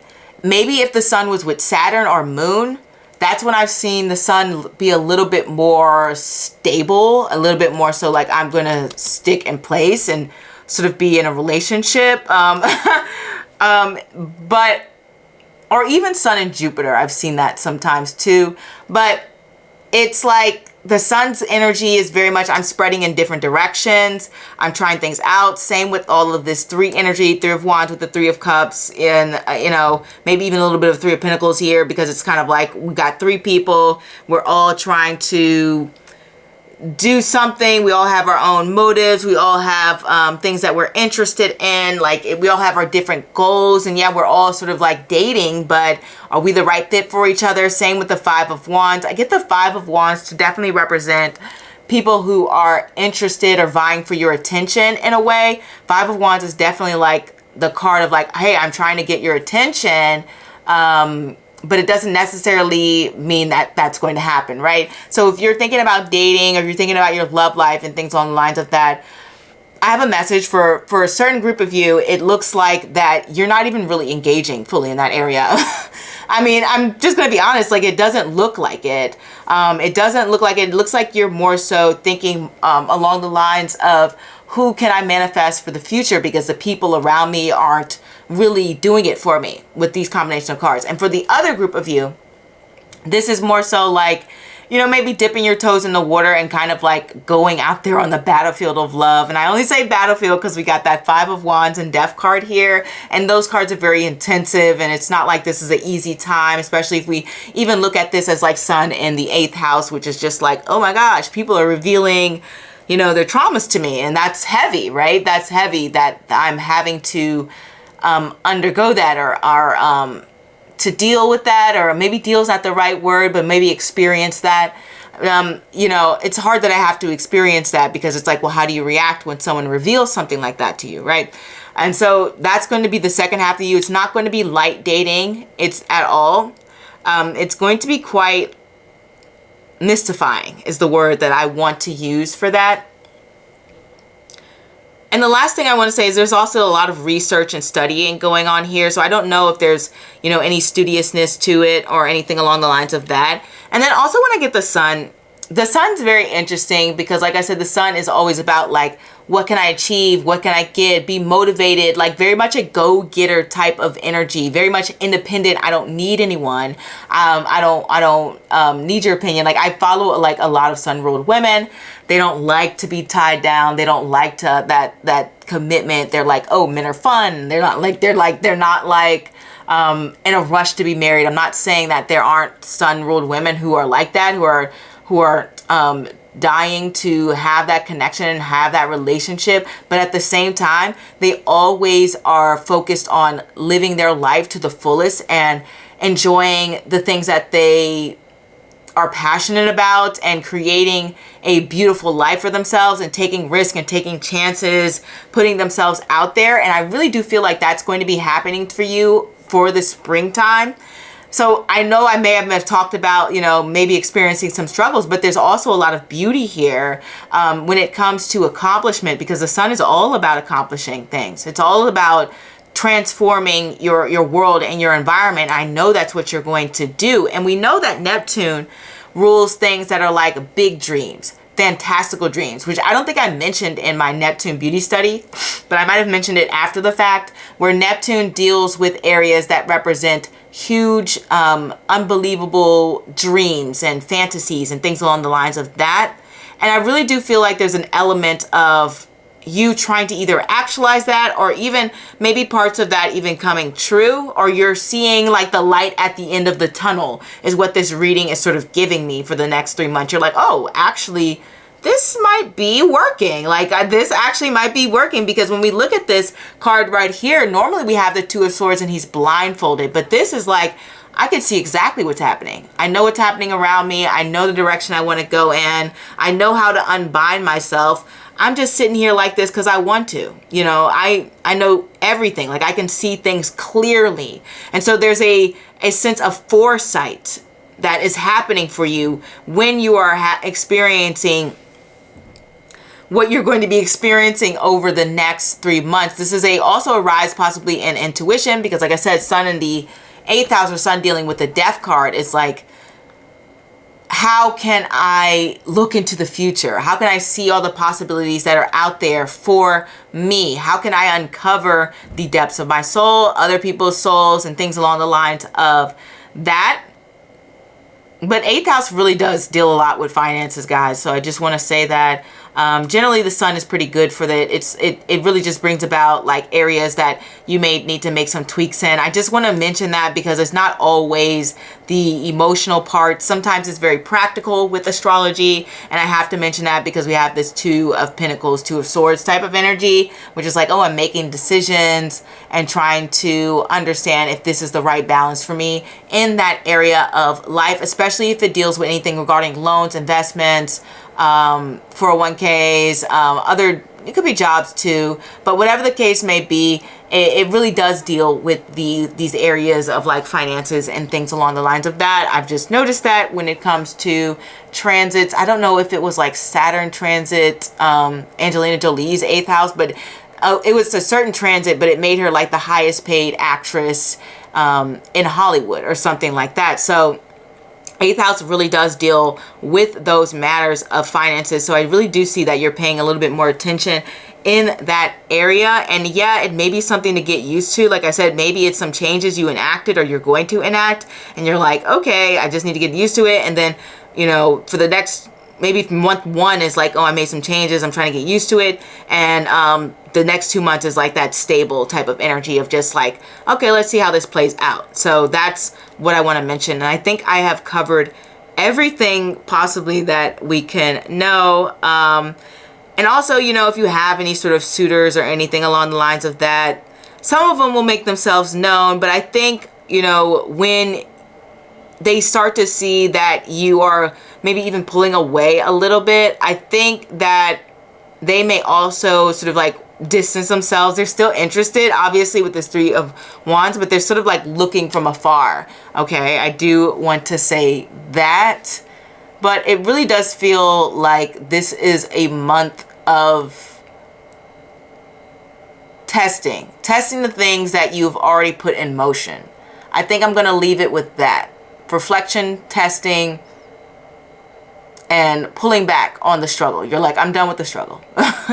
But that's what I have for you, pile number 2. This was probably really long. Didn't mean it to be this long, but I just saw a lot of messages and I'm going to end it at that. If you don't resonate with this pile, you can feel free to choose another one, or maybe I'm not the reader for you. Either way, I'm happy you stopped by. Don't forget, if you want to ask me a question, all you have to do is join the lives. Yep, just join it. And I will be happy to answer your question. I would love to see you in the live session. Check out that community tab and stay informed. And I'll see you next time. Au revoir. Hey pal, number 3, let's get started on how this spring will be for you, what's coming for you. The spring, we have the Magician, we have the Wheel of Fortune, we have the Ace of Wands, we have, and this I should say, this is the Shuffle Tarot deck, so it is a combination of different tarot cards. I don't know why my brain just froze. So it's kind of like the Ace of Wands combined with maybe a little bit of that Pentacle field or Empress field or something along the lines of that, because we do have like this sort of flowers growing up, and that's very much natural environment. And then we have the 8 of Swords, and this is formerly known as the 8 of Wands, a combination of the two. And we have Aries, okay? Very interesting. And before we get started, actually let me do this real quick. Before we get started, I do want to roll some Astro dice for you astronauts. Let me get my Astro dice. There we go. And let's see what is coming this spring. Ooh, we have 3rd house, we have Jupiter, and we have Capricorn. Ooh, 3rd house, Jupiter, Capricorn. I think that kind of flows really well, especially with this 8 of Swords combination with the 8 of Wands, because the 8 of Wands by itself can deal with communication, and we know all swords in themselves deal with communication. So it does seem like there is a lot of talking, communicating, learning, growing, skill sets being developed, upskilling, things along the lines of that. Possibly even traveling with this 3 of Swords. It's interesting because quite often, sorry, I should have said 3rd house. Quite often with the 3rd house, I see a lot of astrologers, and not saying that they're wrong or anything, because I'm not like, oh, I'm better than them or something like that. But I've seen in my own personal studies, And from what astrologers say, third house does relate to sort of everyday travel. But at the same time, because it looks at the ninth house, when you have a transit to the third house, it automatically can sort of trigger long distance travel, but typically more sort of shorter trips, like, oh, I'm there for a week or 2 weeks or something along the lines of that. So you may actually encounter long distance travel as well, but it wouldn't be something like over the period of like 5 months, a year or something like that, right? It's very like a short trip. And so what's happening for you this spring is that you may be venturing, outside of your comfort zone and going into new lands. I mean, travel is a big part of that third house, expanding and going to different environments. It's very interesting because like with third house transits, and I'm just going to speak from my observations and then some of my own personal experiences, is that 120,000% it deals with themes regarding skill sets and learning and communicating. So that's probably why we got this Magician card here. Because during the spring, you're going to be expanding your mind, whether that's you taking class, taking a course, or you just honestly taking it upon yourself to learn a few things. There was, I had the conversation I had with someone and how they were talking about how they always wanted to learn how to sew and they never got the opportunity to sort of learn, and they kind of put this pressure on themselves to make time to learn. And, I think when they finally got this opportunity to sit down and actually try it, they were like, oh, this is not for me. Not to say that that will happen for you, but it could. But mainly it's like you're finally getting that time to actually sit down and do the things that you've wanted to sink your teeth into. Third house can also represent a language. A lot of people, when they have third house transits, really go hard when it comes to like learning or studying language and things along the lines of that. But really, it's just a study of anything. It's a learning of any type of skill. And there's so many different skill sets in the world, like doing nails here. That's a skill. Or, learning to read tarot cards. That's a skill. There's so many different types of skill. Even just coming on camera and speaking like I'm doing now, that's technically a skill. You can look at my older videos. I definitely struggled a little bit more with speaking. Not to say I'm a master now, but I think I'm better at communicating now than I was before. So all of these different areas represent skill sets. So I know coming for you this spring is you sort of like up-leveling some sort of skill or even taking on a potential new interest, because Jupiter is definitely expansive. They want to learn more and gather more information, and some of that's going to be new. And we also have this Eight of Wands here, which is like something's piquing your interest. Something is igniting some sort of passion and some sort of curiosity out of you, and you want to grow it and you want to nurture it and you want it to bloom. And so it does make me think that you're going to sort of invest your time in one of those areas. Other areas which we have with this sort of Jupiter third house Capricorn, minus like any sort of like learning and skill set, that Capricorn is always ambitious. So it's like anything that I can apply and make money out of in the long run, or make a career out of, or like that will align with some bigger purpose or goal.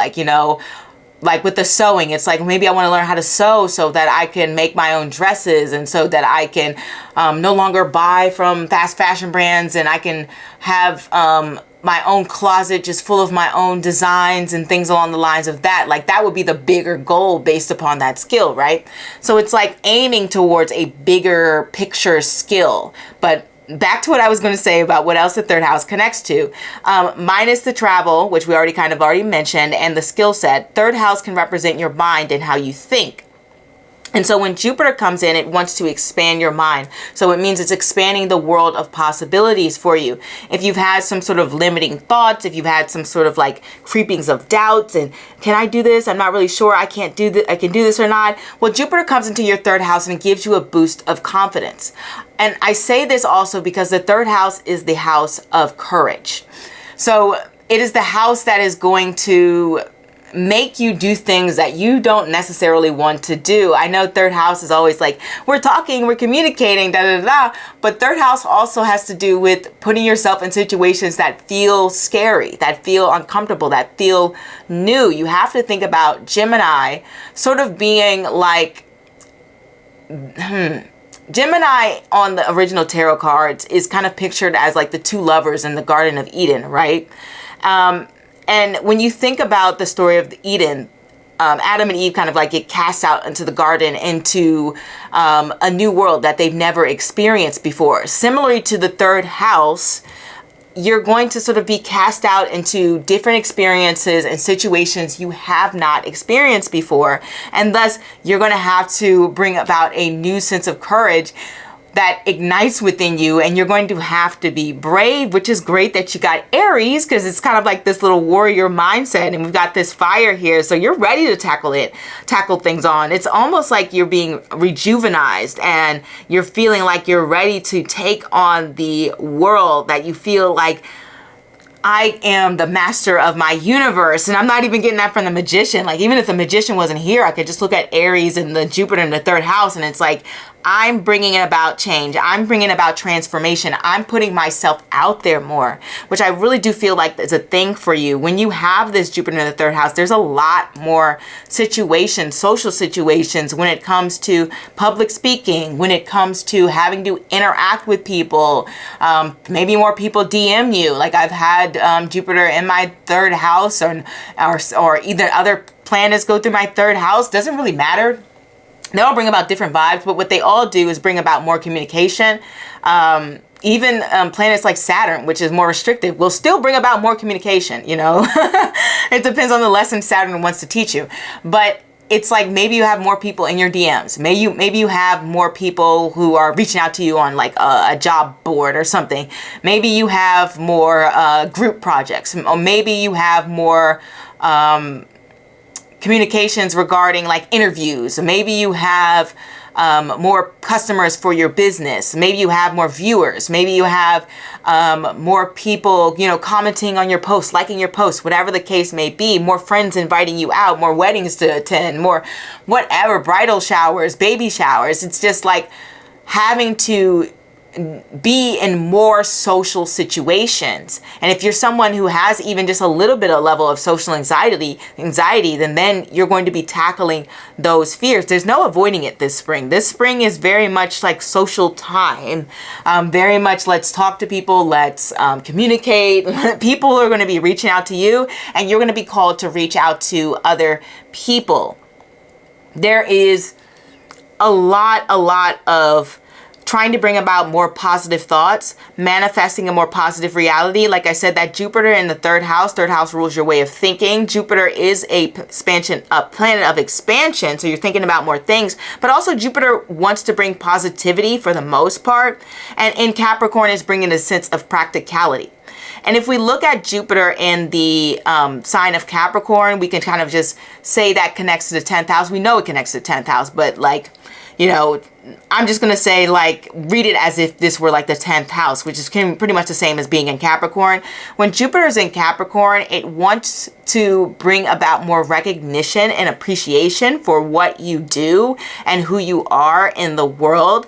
Jupiter in the sign of the 10th house is kind of like this time period will bring about connections that will allow you to possibly use these people as references later down the line. Okay, you'll be able to use these references for quite some time, because it's bringing about people who are seeing you as being somebody who is capable, who is smart, who can get the job done. And not only that, but it can bring about more opportunities if it comes to sort of like a work environment or any sort of goal that you are personally trying to achieve, because Jupiter is there to say, okay, I see that you're working hard on this. I'm going to give you a break, and I'm going to be a little bit more generous.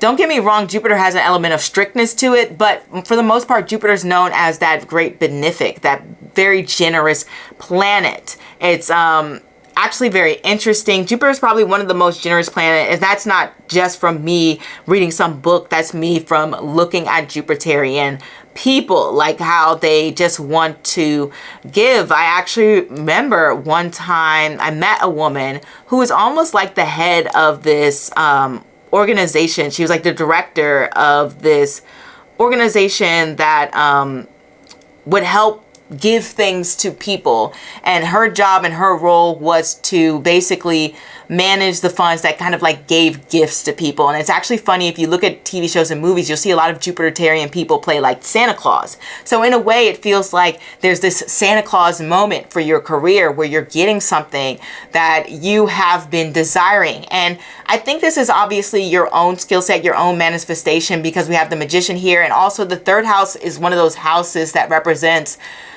being able to be in control. It's like you enacting your own will. And that's the same here with the Magician. So because you have been putting in this time, this effort, these thought processes, thinking things through and being strategic, you're going to be able to turn the tides and move things in your favor. And if you think these cards look a little different, that's because this is the before tarot deck. Okay, so this is like everything that's happening before. You see how the Magician is like, has all these tools kind of like spread about. A little bit messy here, a little bit messy here. He's just getting started. He's just like, all right, let's figure this out. What can I use? What can I use? And that's kind of like you in a little bit, where you're trying to figure out, okay, what tool can I use to get what I want? There's a little bit more of strategizing going on here, but it looks like the tides are changing and the wheel is beginning to move and things are starting to blossom and move in a direction that you feel very comfortable with. Now, what I see here in terms of like, if you're thinking about love and everything like that, well, Gemini third house, that is definitely 100% connected to the Lovers. So it's not necessarily, these cards aren't necessarily all romantic and things along the lines of that, but it can represent having some very important conversations with people, or very serious conversations, especially that Jupiter Capricorn energy and this Eight of Swords in the air. Conversations that can be a little bit anxiety inducing, or do they just feel like tough conversations, but they need to be had and things need to be out in the open. This feels like a time of like any sort of things that felt unclear with relationships. And this could be personal relationships or even romantic relationships. Those energies, that sort of feeling is being cleared. The air is being cleared. That's the energy that the combination of these cards are bringing in terms of that. Now, if you're somebody who is single, well, you know, this is sort of you deciding whether or not you want to put yourself out there and talk to people. You're going to be meeting some people. Whether you decide to pursue anything or whether you decide to build upon that connection is up to you. But the Ace of Wands definitely shows potential there. It shows like, oh, you know, there's a little bit of a flirtation there. Somebody's there. I might have a little crush on someone. That's very much the energy of this spread here. It's just like, oh, I don't know what to say to them. I might be acting a little bit awkward around them sometimes. But Aries energy Aries energy is very much let's go out and get it. Let's go out and get it done. Let's tackle this. Let me actually try to, you know, throw my hat in the ring and see if this person is actually interested. So there is potential to actually meet someone who may pique your interest and, you know, actually try to drop some hints, because this isn't really straight up with the Eight of Swords and the Eight of Wands combination. Eight of Swords, we know that's all about sort of being a little bit more to yourself, not really saying everything on your mind, but at the same time we have that Eight of Wands, which is all about communicating, putting yourself out there. So it's more so I'm dropping hints. I'm dropping hints that I'm interested. Please pick up on the hints. So there may be somebody like that you were sort of dropping hints towards in that department. I really do feel like with this combination of cards that you are starting to see some very positive changes within your reality. Obviously, the areas that we're looking at when we have this wand-like energy is anything to do with, you know, your personal physical self, physical body, because wands represent that first house, the fifth house, and the ninth house. So the first house is obviously the house of self, and it really kind of just rules every area of your life, because obviously you connect to every area of your life and influence every area of your life to a degree. And really this could be something along the lines of like, if you're someone who has started to sort of say, I want to make some changes to my appearance, or I want to transform in some way, then this is you actually taking the initiative to actually put in that work and make those changes. And sorry, astronauts, my camera cut off, but you're putting in that work to make those changes. And the reason I'm focusing a lot on this Ace of Wands, physical body, things along the lines of that, is because we also have that Aries energy there. And Aries is always about the physical body, the physical self.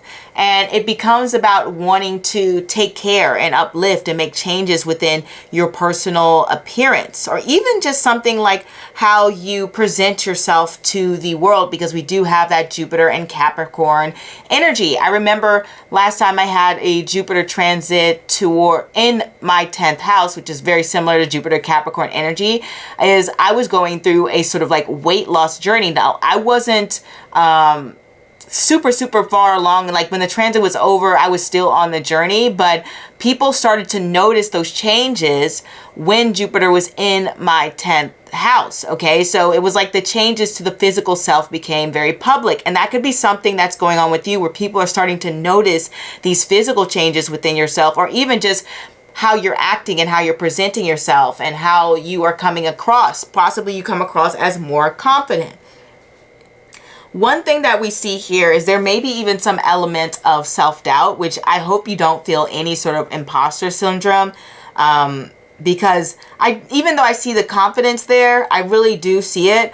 I feel like there may be even some elements where it's feeling like, oh, can I really do this? Can I really accomplish this? And are things really going to end up the way that I like? Because things are moving so fast. This spring is really much a roller coaster ride. Things are shifting very quickly. Aries is at light speed. The Ace of Wands is at light speed. We all know the Wheel of Fortune likes to move very fast. And this third house Jupiter transit can sort of represent things that feel sudden, things that feel like, oh my goodness, I'm suddenly in this situation, because the third house is the 8th from the 8th house. So it's kind of like sudden ups and downs, sudden changes, sudden transformations, and things along the lines of that. And so it feels very fast, and you may feel like, I don't know if I'm ready for all of this. Don't feel an element of self-doubt. You have everything you need within you. The Magician's here, and don't get me wrong, you may feel a little bit unprepared for what's about to be occurring for you this spring, but trust me, without a doubt, you're going to be able to handle everything that is coming for you.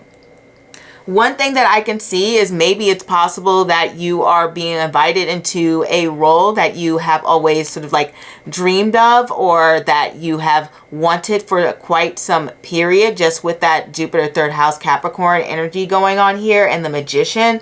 It's almost like having an opportunity for a dream job or something along the lines of that, or an opportunity to start a new project, or even having a new idea, and you're just like, ooh, I want to enact this idea, I want to do this now. Like I'm a content creator and I have a new series I've planned, and now I finally get to enact it, and am I really going to be able to do it? It looks like it's going well. Like, oh my goodness, is it really going well? Are people going to really enjoy this? Like, it's very little bit of self-doubt there, but it looks like things are going well.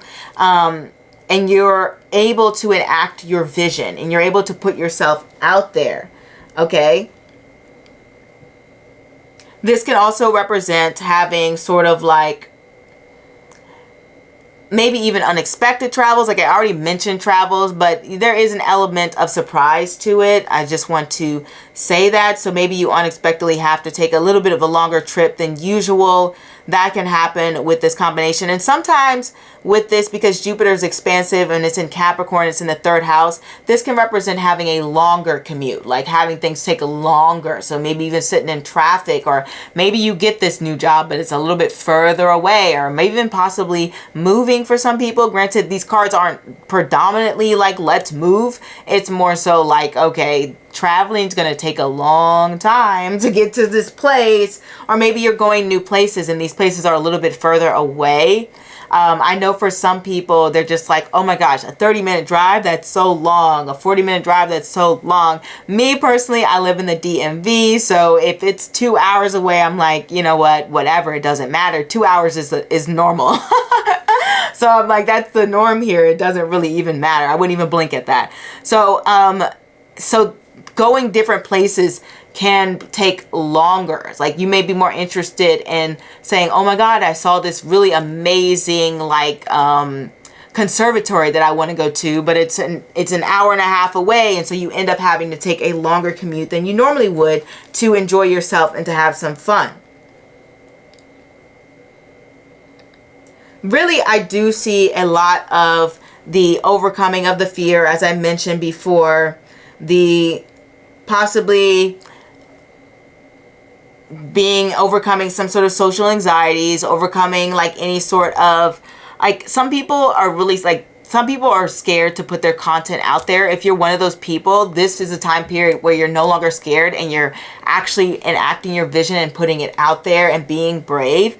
And I really do feel like these conversations that you're having with people, just to skip topics real quick and go back because I didn't mention this, because one thing about Aries is it's very honest energy. That is one thing that I have seen with Aries, and you know, being an Aries myself, I have been told that too many times, maybe honest to a fault. It's not really fun all the time. But it is very honest energy. I'm not going to lie. It's very much like, don't force me to say this, because if I say this, I know you might get upset with me, but I want to be honest. And it's like, you're honest. So it's a time period where you're really sharing your true thoughts with people. You're really sharing your vision. You're really sharing your creativity with others. I just want to throw that out there. But I really do think this spring is good for you. You know, I get the Magician to represent like anything that you set your mind out to do, that you're able to manifest it and do it within this time period. The Magician is always my, like if I say, oh, am I going to have an amazing day today, and I get the Magician, I know it's going to be an amazing day, because it's like, I'm going to make it an amazing day. Am I going to be able to solve this problem? If I get the Magician card, I know the problem's going to get solved because I pulled the Magician card. I've never had the Magician card to represent anything positive when it comes to, negative when it comes to wish fulfillment. So this time period may even feel a little bit like wish fulfillment, like you're getting certain things granted and you're just like, wow, did I just manifest that? I guess I'm just a lucky person. And we have to remember that the Wheel of Fortune also connects to Jupiter. So you have that Jupiterian energy coming in twice. So it's almost like you've got like this little lucky leprechaun on your shoulder following you around and things along the lines of that. Now, in terms of finances, these cards aren't necessarily focusing too much on finances. And I always say this in my readings, when I don't see a lot of energy focused on finances, no news is good news is what I want to say here. So even if you have some sort of ups and downs and unexpected expenses and things along the lines of that, it's not going to set you back in any way. In fact, when we have this Jupiterian energy, generally Jupiterian energy is very good when it comes to collecting wealth and collecting riches, because they have that ability to focus, be smart, keep that emotional control, and to think about the future and the vision long term. I know personally, there is this one Jupiterian person that I follow, and all they do is give like financial advice, and it's not the same financial advice that's like, oh, and just invest in the stock market. They kind of give an overall arcing financial tips in different areas, like financial tips on traveling, financial tips on credit card, financial tips on student loans. Like they give just general overall broad view of every area. And so it makes me feel like this season for you is going to be quite balanced when it comes to things financially, that you're sort of looking at things in an overall picture and being very strategic about how you spend your money, how you make your money, and how you grow your money overall in a way that is beneficial to you. It's very smart when it comes to the area of wealth gathering, obtaining, and growing. So lots of growth in that department, and just things seem to be pretty steadfast. And we have to remember with Aries, if we look at Western astrology, Aries falls into sort of like this placement of Uttara Bhadrapada.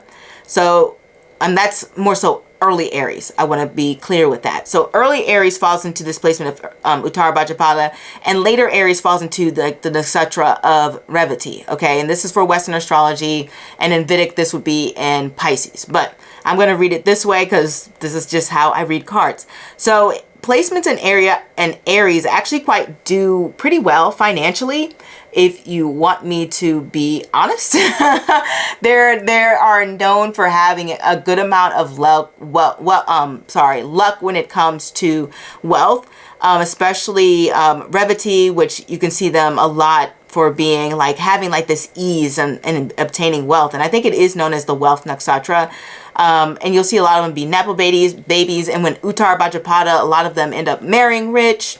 I've showed that in my Black Beauty study. And as well as like, they don't tend to do bad financially. It's actually kind of funny because there's this thing on the internet where people are always talking about like, if you want to make money in the stock market, all you have to do is follow like Nancy Pelosi, who is a sun in Aries, right? It's like, just follow her chart. She's got the money, right? So very much financially, I think this is going to be a good time period for you. Like I said, I don't see any hurdles or bumps in that area. You're mainly focused on achieving your goals and things seem to be steady in the financial area. I think I might leave with that because we do have this major perspective shift. We do have changes in that and taking very bold actions and being very courageous and putting yourself out there. And I think that's the overall feel for this card, like for the spread, like being bold, taking charge, taking action, taking the lead, implementing your goals, implementing your desires, putting yourself out there. Like spring season is your season. Like you are on fire. Okay, pile number 3. So I'm going to leave you with that. I really, really hope that is an amazing spring time for you. And if this doesn't resonate, you know, feel free to choose a new pile, or you could choose a new reader. Either way, I'm very, very happy you stopped by. Don't forget to like, comment, subscribe. And if you want a question, if you want to ask me a question, join the live sessions. Like, hit me up, join the live sessions, stop by and, you know, pose your question. And I am more than happy to answer it. And I will see you next time. Au revoir. Hey, pal, number 4. Let's see what's going to be happening for you this spring.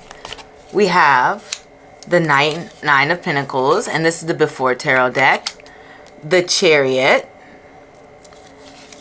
We have the Shuffle Tarot deck, which is the Ace of Pentacles. It's kind of falling though. I'm not really sure what the shuffle is.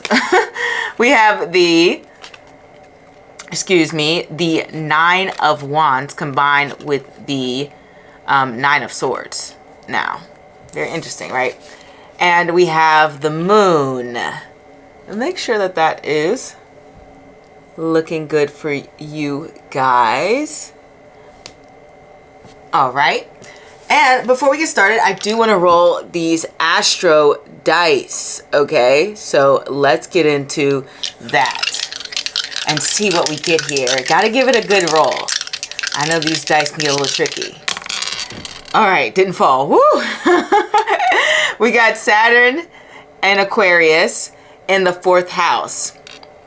So, Saturn and Aquarius in the 4th house, it looks like either A, you're going to be going through something like moving or renovating or even just, you know, finding a new place, which I guess is the same as moving. Doesn't necessarily have to be a big overhaul. Like sometimes I've seen like transits to the 4th house to be like, I'm going from moving into my dorms to back to home or vice versa. Or, you know, maybe you find a new apartment, maybe you even buy a new house, whatever the case may be. But Saturn in the 4th house does involve sometimes an overhaul, a move of going to a different location, being more independent, like this Nine of Pentacles energy. Maybe it's like I'm moving out on my own for the first time. I'm experiencing a brand new world. Maybe it's for the second time. I don't know. Whatever the case may be. But it can represent having to, you know, uproot and then find your own little place. Sometimes, though, it's not necessarily a physical move. Because we have to know that the 4th house also represents like your emotional world. And I mean, that's being reiterated by the fact that we have the Moon card here. So the 4th house connecting to Cancer, connecting to the Moon, also represents that emotional state. And when we see that Saturn going through the fourth house, sometimes it's a matter of like figuring out, what is my home? Like, where do I belong?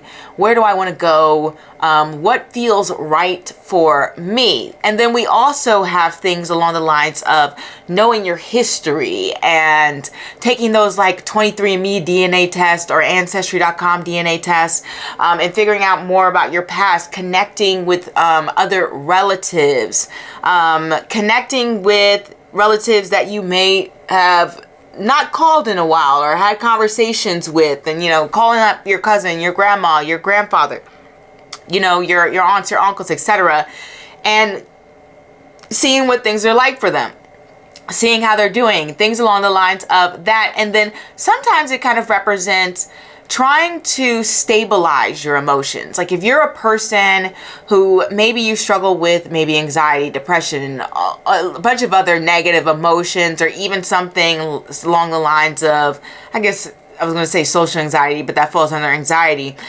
struggles with something along the lines of that, well, then that's when we have Saturn coming through the fourth house, and it's just like, okay, I'm going to teach you some breathing techniques. Or maybe you already knew the breathing techniques because you got that from your little third house transit, and you're like, oh, let me actually apply these because now I'm in a stressful situation. Saturn in the fourth house puts weight on you emotionally. There is this thing in Vedic astrology called Sati Sati, and it's when Saturn basically transits your moon. I mean, it's the sign before your moon and the sign after, but what it does is it gives a lot of stressors in life. So Saturn in the fourth house is a similar vibe where you can feel very pulled down emotionally. You can feel like you have this weight on your shoulders. You have the weight of the world on your shoulders, and that's what it feels a little bit like in spring.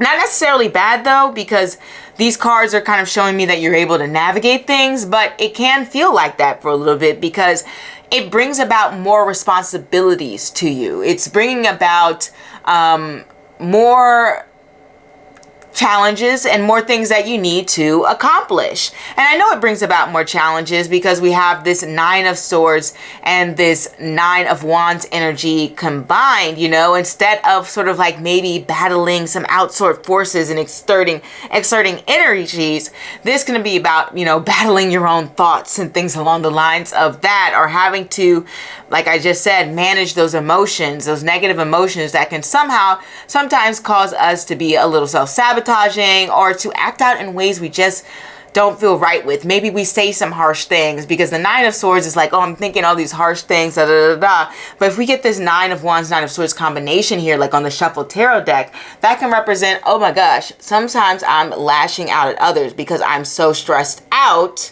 I am not watching my tongue as carefully as I normally would.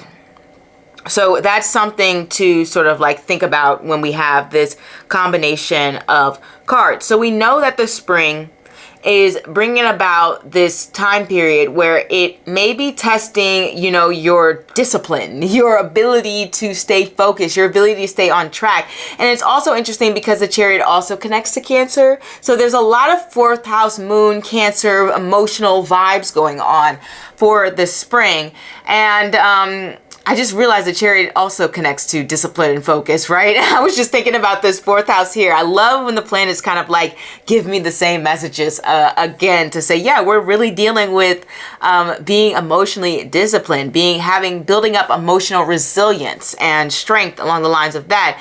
It's like saying, can I stick to my plans? Because this is hard. Like, this is hard to stay focused. This is hard to keep on track. This is very difficult. But the positive things about this reading is like you're doing it. Like you're achieving a lot of victories coming up this spring. It's feeling like what you set your mind out to, you go out there and you accomplish it and you do it, and you know it's hard, and you know that you are struggling sometimes. And it's interesting here because with these cards, I don't see a lot of supports. Nines are very independent type of energy, very much go-getters. And the fact that we have like two nines here this can represent that you are actually able to do a little bit more self-soothing, a little bit more so you're your own cheerleader in this, you know, in this sort of spread here going on.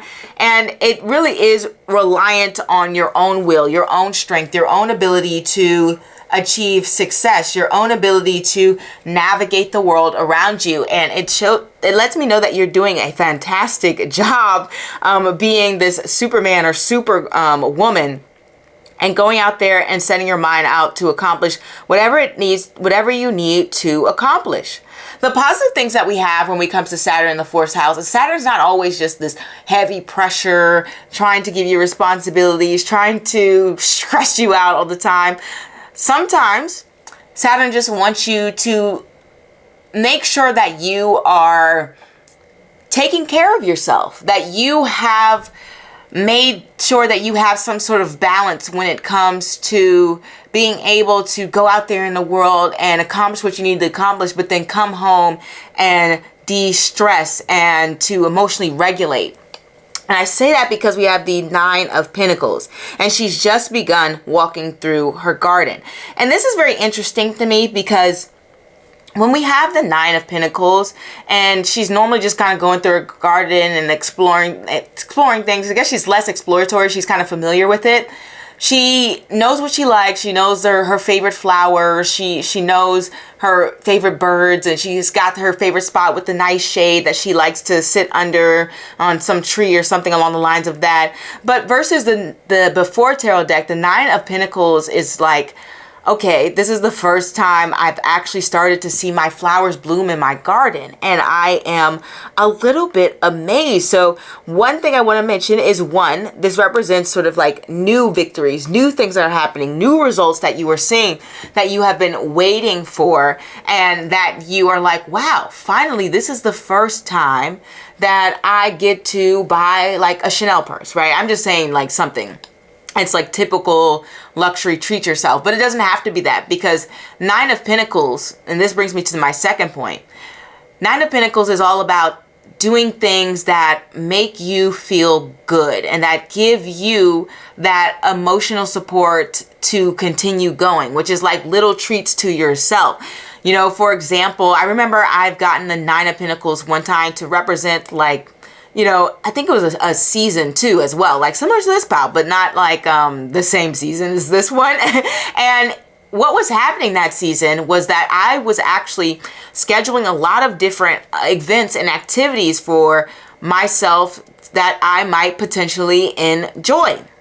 Right? I was making sure that I was going out every weekend because I was going through like a very stressful period in my life. And I wanted to make sure that I was able to keep my head on straight, that I had something to look forward to on the weekend to motivate me to keep going. So this can be about like, you are not only you're doing something along the lines of that, like making sure that you have fun, exciting things that you want to do or that you have to look forward to, but at the same time, you're also trying new things. Because like I said, this Nine of Pentacles on the before tarot deck, this is the first time she's seeing her flowers bloom. This is the first time she's getting to like actually experience the fruits of her labor and say, wow, like look what I have accomplished and look what I can finally do with my accomplishments. And I can try new things and new activities and new events or whatever the case that you're into to make me feel good. So it may feel like, you may actually be venturing out and trying new things that make you feel good. Stepping your foot, going out there and actually being able to enjoy yourself and spend the money on the things that you want to spend your money on. But at the same time, you're also being very, very responsible. And you're sticking to your plan, whatever your plan is, whatever your goals are. You know, you're not crashing out and just like spending all your money at once. This is very responsible spending. This is very much like I'm taking the time to enjoy the things I want to do. I'm being balanced about making sure that I have time to enjoy myself. So this coming spring, you're going to be able to actually have a lot more fun. Don't get me wrong. It's not like it's fun time, sunshine all the time, but when we have this Nine of Pentacles as the first card, we do know that you are going to be able to enjoy yourself. And the one thing that I love about the Moon card here is the Moon card deals with themes of like going beyond your barriers, going beyond your circle, your zone, your little a radius. Like it's like I'm expanding out. And I think I did a poll one time. I think it was related to Jupiter being in Rohini, which is a moon ruled nakshatra. And I talked about how it is about like expanding and recognizing that there is a world beyond this little place, this little island that you can see. And you'll even see this in movies with Rohini people, or even just in real life, where they have this sort of explorer sort of personality, this traveler sort of spirit. And I even follow like this sort of Rohini person, and she's always like, every single video I see her traveling somewhere or going somewhere, like hitting the road and going on some adventure and something along the lines of that. She doesn't usually sit still. I think, I don't know how old is she now, but she's like said, she, for the first time in her life, has wanted to sort of stay still in one space, right? Because Rohini, naturally, they just want to explore. They want to go different places. They want to try different things. They want to pick up different objects and say, oh, wow, I've never seen this thing before. Like, so I definitely see spring being a time of exploration for you, being a time of opening your mind, being a time of allowing yourself to see the possibilities of what's out there and what can be accomplished. And I think it's because you have finally reached some sort of goal that you've wanted to reach, and you're like, okay, now it's time for me to build a new start, which kind of makes sense because when we have nines, and this is actually a 9 year too, we are talking about wrapping things up. We're talking about endings. Tens aren't the only cards of endings. Nines has to do with endings as well. It's like, hey, we are wrapping things up here. And it kind of makes sense that we got this Ace of Pentacles, because once you hit this sort of goal that you have been reaching for, this sort of sense of accomplishment, then you start planning more goals. Then you start planning potential new investments, whether that's investments of your time, investments of your resources. It really doesn't matter with Pentacles. Pentacles is just like, I'm investing in something. And like, whether that's physically investing in something, or like I said, investing in terms of effort, right? And I definitely see effort coming in with this Chariot and Saturn going on here and Aquarius. And speaking of Saturn and Aquarius is all about building towards things that are your wishes, your hopes, your dreams, like building towards things that bring you a sense of fulfillment. And I really do feel like this spring, that is what you are mainly focused on. You're focused on, how can I actually bring my dreams into reality? Saturn is a planet of reality. It is a planet of actualizing things. It's a planning to bring things forth in front of you, tangible, taste, smell, touch, feel. Like, I own this, I have this, I've got this, I've obtained this. Don't know why I sung this, but like, it's just a matter of like making sure that you are obtaining the goals that you have set your mind out to accomplish and that you are bringing forth into you. It's no longer idea, it's in front of you. It's in your hands. You're touching it. It's happening. So that is something that is very much happening for you this spring. And I love that we also have the Chariot here. It's like you are achieving so many different victories. I remember once I've gotten the Chariot for like a year. And this year, at the start, not this year, literally, but that year, I had started the year thinking like, how in the world is this year going to be the Chariot? Like, how I'm going to end this year and just be able to accomplish so many things or have so many victories. But I did. Like, it was like the main 2 or 3 goals that I was trying to accomplish that year. I did it. I accomplished it. And so whatever main goals that you have set for yourself for the spring, or maybe you set them a little bit further away, whatever the case may be, but you're going to accomplish that this spring. It's either, 1, 2, 3, or whatever goals how many ever goals you have. Maybe you don't accomplish every single goal you have planned, but you're going to accomplish some of them that feel like, oh, wow, this has happened. Like, this is good. This is great. This is like, I won the battle. I won the victory. I got what I wanted. And I got something from it. Okay. I got something from it. Especially with this Ace of Pentacles. It's like walking away with a trophy. That's what it feels like, or walking away with a new opportunity.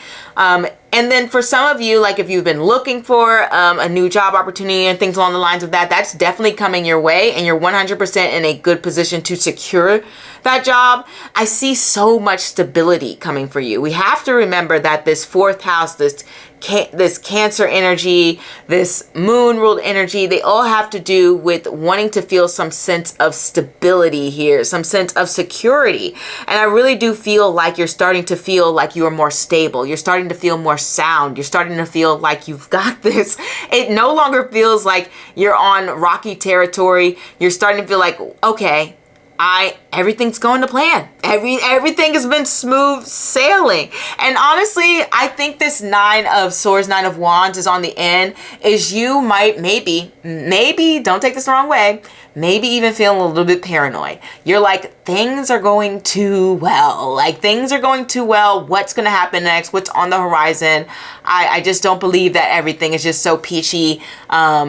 Right now, something's going to turn its nasty head and it's going to ruin everything, and it's going to make things stressful. And honestly, you're just stressing yourself out, because I don't see things happening for this spring. There are challenges, but I don't see things happening for you for this spring that are going to be like setbacks. They're going to be things that undermine your accomplishments, that are going to be things that pull a rug from under you, especially with the moon card, the Cancer here, and the Saturn in the fourth house.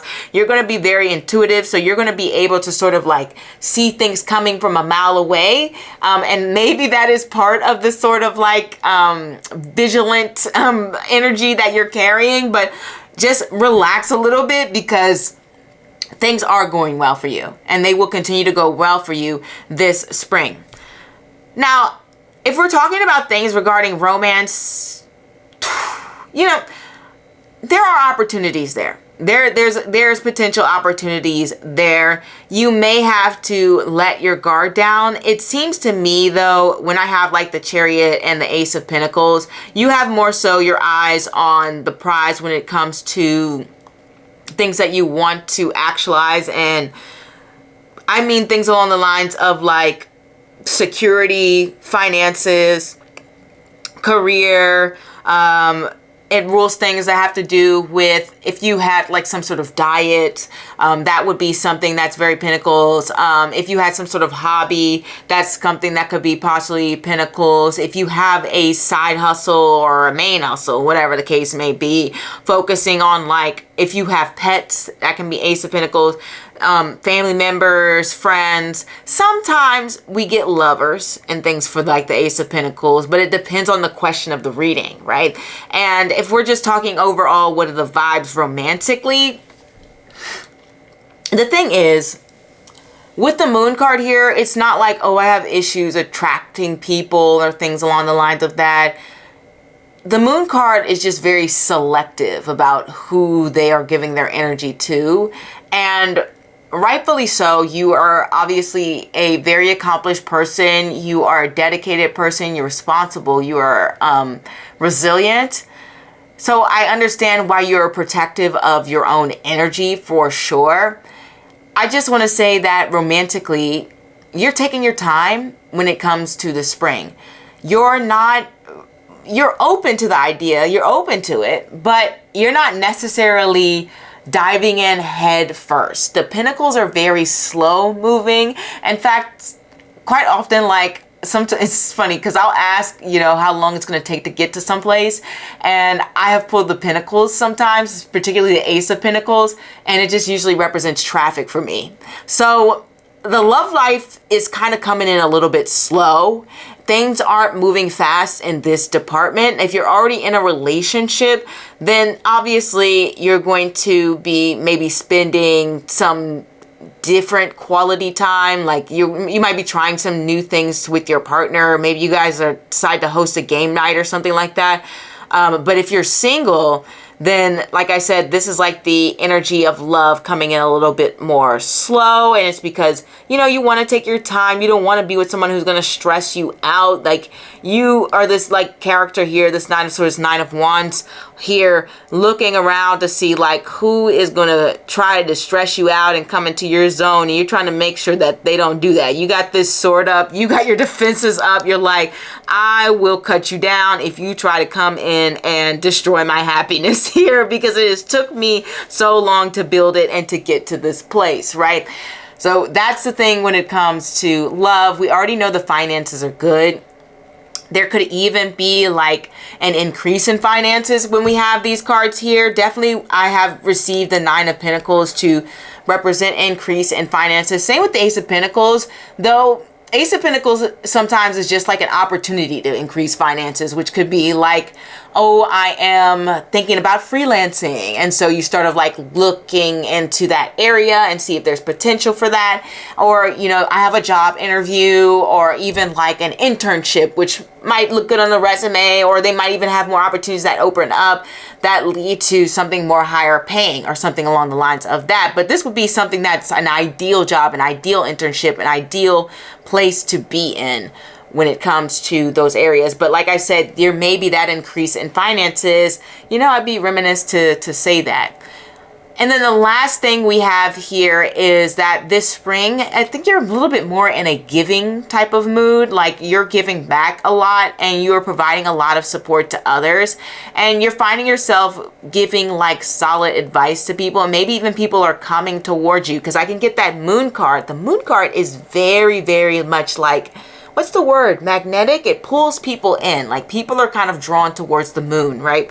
And so when we have this card here and we have these and things going on, it kind of represents that you're sort of like drawing people in towards you, and maybe they're coming to ask for help. They're coming to ask for advice.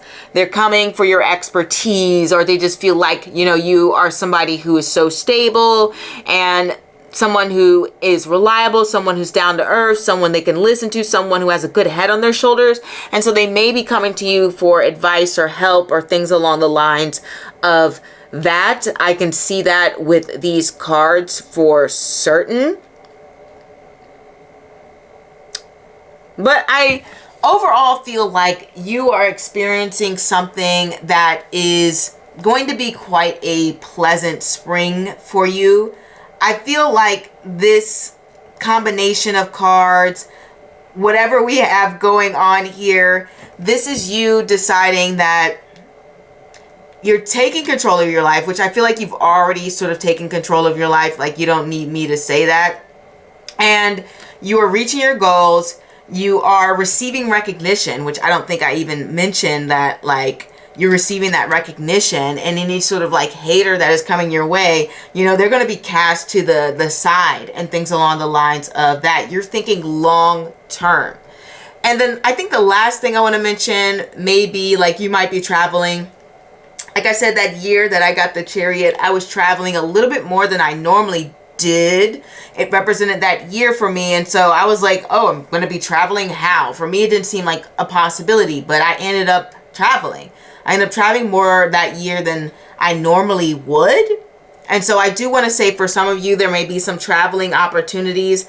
I don't think it's unexpected. Pentacles aren't random. They like to plan ahead. They like to go step by step, and to make sure that everything is aligned. They're very structured. They're very organized. So this is probably not something that is very spontaneous, but it definitely represents going a little bit further than you normally go, or further than you've gone before. You know, very much Chariot type of energy here when we have and see all of those cards. Trying to think, is there anything that I am missing out here? If we go from a less sort of day-to-day thing and we get out of the everyday astrology, or tarot, I should say, then this can also represent spending time with a new associate. This can represent buying new things. Like I said, upgrading, especially if it's like around the house, or even just buying new clothes or something along the lines of that. I've seen that with 4th house transits. It's not necessarily all the time like renovating your entire house. You might just renovate your closet with new clothes, right? I've seen things like that. And then other things, it's like you're putting the lessons that you have gained in the past to work, and you're noticing that they are leading to results. It's like I'm trying something new based off of the history and the things that I have learned in my life, and I'm applying them, and they're leading me to new places. And I'm actually, you're like, I'm a little surprised that this has worked, that this has happened, that this has been the vibe, the thing that is going on. And also there is something to do with sort of like setting up plans for future success, establishing new boundaries. That's a big one. That's a big one, because I'll make this the last one.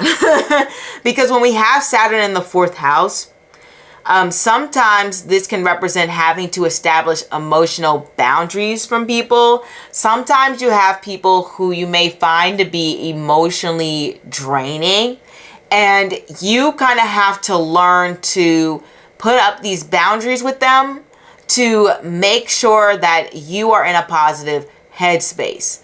Now, how that can 100% be what this card is about too, as well as the Saturn in the 4th house with Aquarius, where you have to put in those emotional boundaries with people to say, hey, I'm sorry, you know, love you, or heck, maybe you don't love them. Maybe you're just, this person is just an associate, and you're saying, hey, I might like you as a person, but you're kind of draining. Like you kind of talk a little too much. You kind of have a lot of drama going on. There's a lot of up and downs with you. Ooh, that is a good one. That is a good one. Because one thing I see in moon rule people's lives, first of all, let's start with this. A lot of moon rule people will be like therapists, right? And the thing about therapy is people just look at it as like someone just sitting there asking you questions, and then, you know, maybe they throw in some input. Therapy is so much deeper than that. The therapist has to learn how to navigate their own emotions while at the same time being able to be aware and focused on the client's behavior and emotions. It's very intuitive, because for certain personalities, especially personality disorders and things along the lines of that, they have to tread very carefully, because they could trigger the person. 2, they themselves can get triggered, and they need to be aware of that. And 3, they can like cause the client to just not want to return to therapy. Like they can push too hard and they can push too little. Like it's a very delicate balance, and a very much like a dance, very moon ruled energy here. And so I forgot where I was going to go with that. And so it's kind of like you have to have this delicate dance with people. You have to learn to sort of like establish your firm boundaries, but at the same time, you don't want to like push people away and make them feel like you don't care about them, or you're not interested in what they have to say, or you're not trying to burn any bridges and things along the lines of that. So this spring may even feel a little bit like of an emotional dance. And sometimes, you know, it doesn't feel good to have that dance. Sometimes you're tired of dancing. You want to put your feet up and you want to relax, but it just feels like you can't, because it may cause things to spiral a little bit out of control. And maybe that's what this feeling is about. Maybe that's what this feeling, it feels like you kind of have to be in control of situations at all times, that you have to remain sort of like in this balance and having to go through these sort of ups and downs. Okay. It doesn't always feel good. And now you're trying to make sure that you're able to be in a place that, like I said, isn't draining you, that isn't pulling you in the direction of feeling out of control of the dance. And at the same time, you want to make sure that you are creating solid relationships and accomplishing your goals and not ostracizing the people around you. It's like you have to a little bit be on your toes. And maybe, like I said, that's what this feeling is about here. But I really do feel like you're going to be doing a great job. And like I said, I think I was going with this, like, people are coming to you because they feel like you're a good listener. You're someone who is intuitive and who understands their feelings or will validate their feelings. And like I said, because moon rule people, this is where I was going to go with this, because moon rule people have that sort of ability to do that dance, a lot of people will seek them out. A lot of people will latch onto them, and it will be draining. It will be draining because they want to do good. Generally, when I see somebody represented by the moon, not all the time, but generally when I see somebody represented like by the moon, especially like Rohini or something like that, Asta's a little, but like a Rohini placement, etc., they just want to help people, okay? And so I feel like because you have this like helpful nature, you may be attracting some people where you kind of have to be a little bit on your toes and have this delicate dance with them, all right? I do want to say that for the spring, but all in all, it's a good time for you. There's good moments, there's bad moments, but it's mainly good. It's mainly good.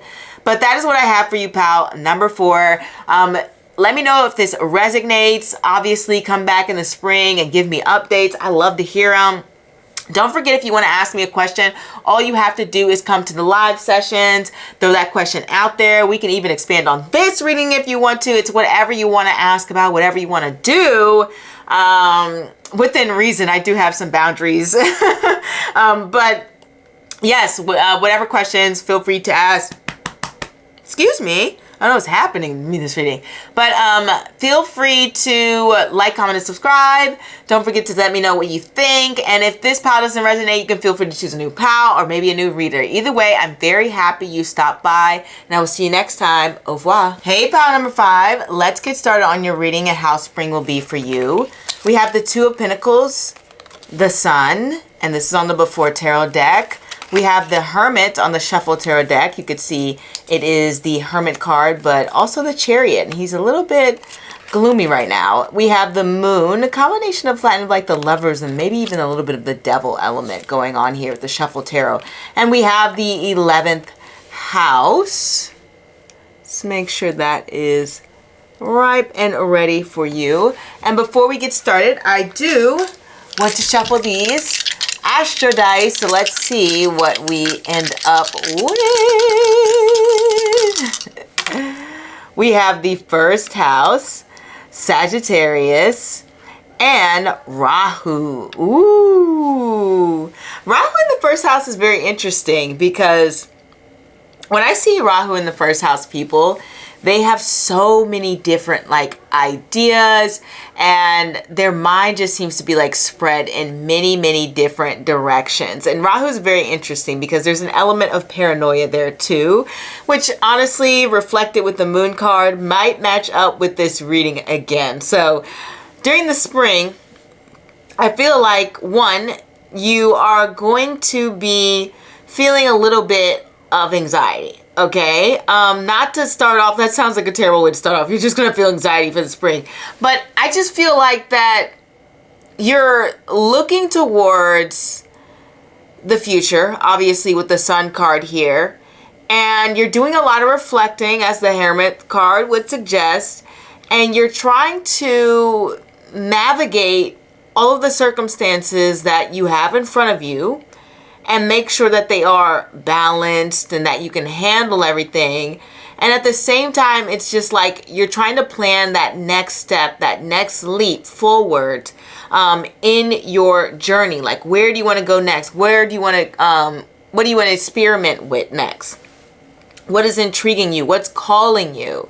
And maybe part of you is feeling like, because things are a little bit unclear right now, or because things seem to be more so like you have to go with the flow a little bit, I feel like this is you kind of feeling a little bit anxiety towards that. Because when we have the Moon and the Sun card here, there's an element of this that feels like, oh, I'm not really in control. There's just a lot of things happening around me, and I don't know what situation I'm going to be thrown into next. Rahu in the first house is very, very interesting because it creates like this very extreme life with extreme circumstances. And there is that sort of volatility there, which makes sense with this Two of Pentacles. The Two of Pentacles is all about this sort of tightrope act. Like at any moment, things can just crash down if things aren't well balanced, right? So it feels like the spring, you're trying to make sure that you are at least staying in control of what you can control.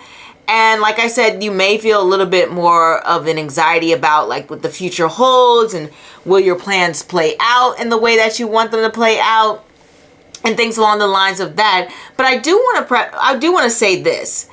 It does look like spring is going to be a-okay.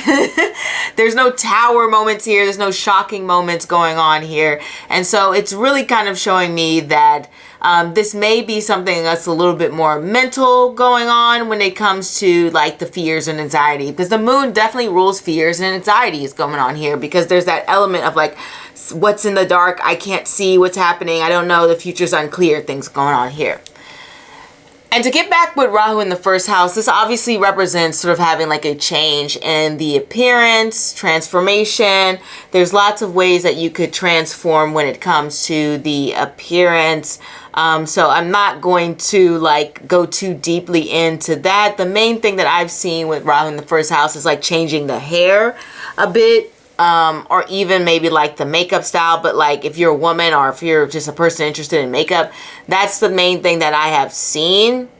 And very particular about their personal style is what I've seen. Rahu usually rules things that are like more upscale or classy or like something that's going to cost a little bit more money. Okay, I just want to throw that out there. Just like it's Rahu represents experiences that just aren't average experiences. They're things that are otherworldly. They're things that are unusual. They're things that are different. Like wherever Rahu's in your chart, you're probably experiencing things that just in that area that are a little bit out of the norm. Okay, I do want to say that. And this springtime for you, obviously you are making some changes to those appearances, thinking through how your plans are going to play out and kind of like wondering what's going to be next and how you can balance what's happening currently now to achieve whatever it is that you're focused on. But the main thing is it's almost like you're looking to change your life. I don't know what it is. Maybe springtime is like spring cleaning for you and you just like, I want a little bit of a fresh start, because you have to remember the sun is a new beginning. The sun is always representative of a new beginning. So I really feel like the springtime is coming through with some new circumstances for you. And because this is like Rahu in the first house and Sagittarius, first house kind of connects to everything. As I mentioned, it can be like all of those new things and regarding appearance and things along the lines of that. But we can also look at Rahu in the sign of Sagittarius, which is like sort of like gaining more knowledge, gaining more profound insights into why you do the things that you do, insights into motivations, insights into future goals, because Sagittarius wants to look towards the future. This pile is very futuristic. That's what I want to say here. This pile is like, during the springtime, it's like I'm thinking about where I'm going. I'm thinking about the future. I have a little bit of anxiety about the future. I am open to the fresh new start. I'm creating fresh new starts in my life. I'm starting a class. I am starting a new job. I am tackling something different. I will say with the Sun card here, it does sort of represent having some truths about people come to life. And I say that because, one, we have the Two of Pentacles, and Two of Pentacles are sort of like two polar opposites. It reminds me of this first house and the seventh house feel to it. It's like I'm over here, you're over there. So it can represent two bodies, two people, two individuals and things along the lines of that. And so when K2 is in the 7th house, which if Rahu's in the first house, then K2 is always directly the opposite. It would be in the 7th house. Then this is something like having to encounter people who are just very honest and very open and very unapologetically themselves. Maybe even to the point where it just seems like, what is this person's motivation? They are just spilling their guts out to me, and it feels like this person is so open, they're so honest, they're so vulnerable, or even just maybe even, what's the word for it? Sometimes awkward, but more so unfiltered, carefree, that it feels like, wow, people are real. I'm really seeing the true nature of certain people around me. Okay. So I want to say that for spring, there may be some revelations regarding possibly friends, possibly just random people you're counting. The thing about the 7th house, people do equivocate. Am I saying that right? They always reference the 7th house to representing marriage, but really the 7th house is just people you meet. It can represent marriage, obviously, but 7th house transits and things on the lines of that, you'll see it just kind of represents just anybody you're talking to. Anybody you're talking to outside of yourself is very much 7th house. Generally not family, but honestly anybody outside of yourself that you can talk to and interact with. So you may find people be very uninhibited, kind of like this moon card here, very wild-like energy. And you see how this card here in particular is like a little demon. They have a little demon tail, and this person, not demonic, just a normal person. So in a way, it's like people are revealing sort of like their dark side, their good side, their good, the bad, the ugly. Like you're seeing a lot of different sides to people. The interesting thing about this is we have the Hermit, and I'm not really surprised by that, because one thing I know about Rahu in the 1st house is it actually can make people kind of like hermits.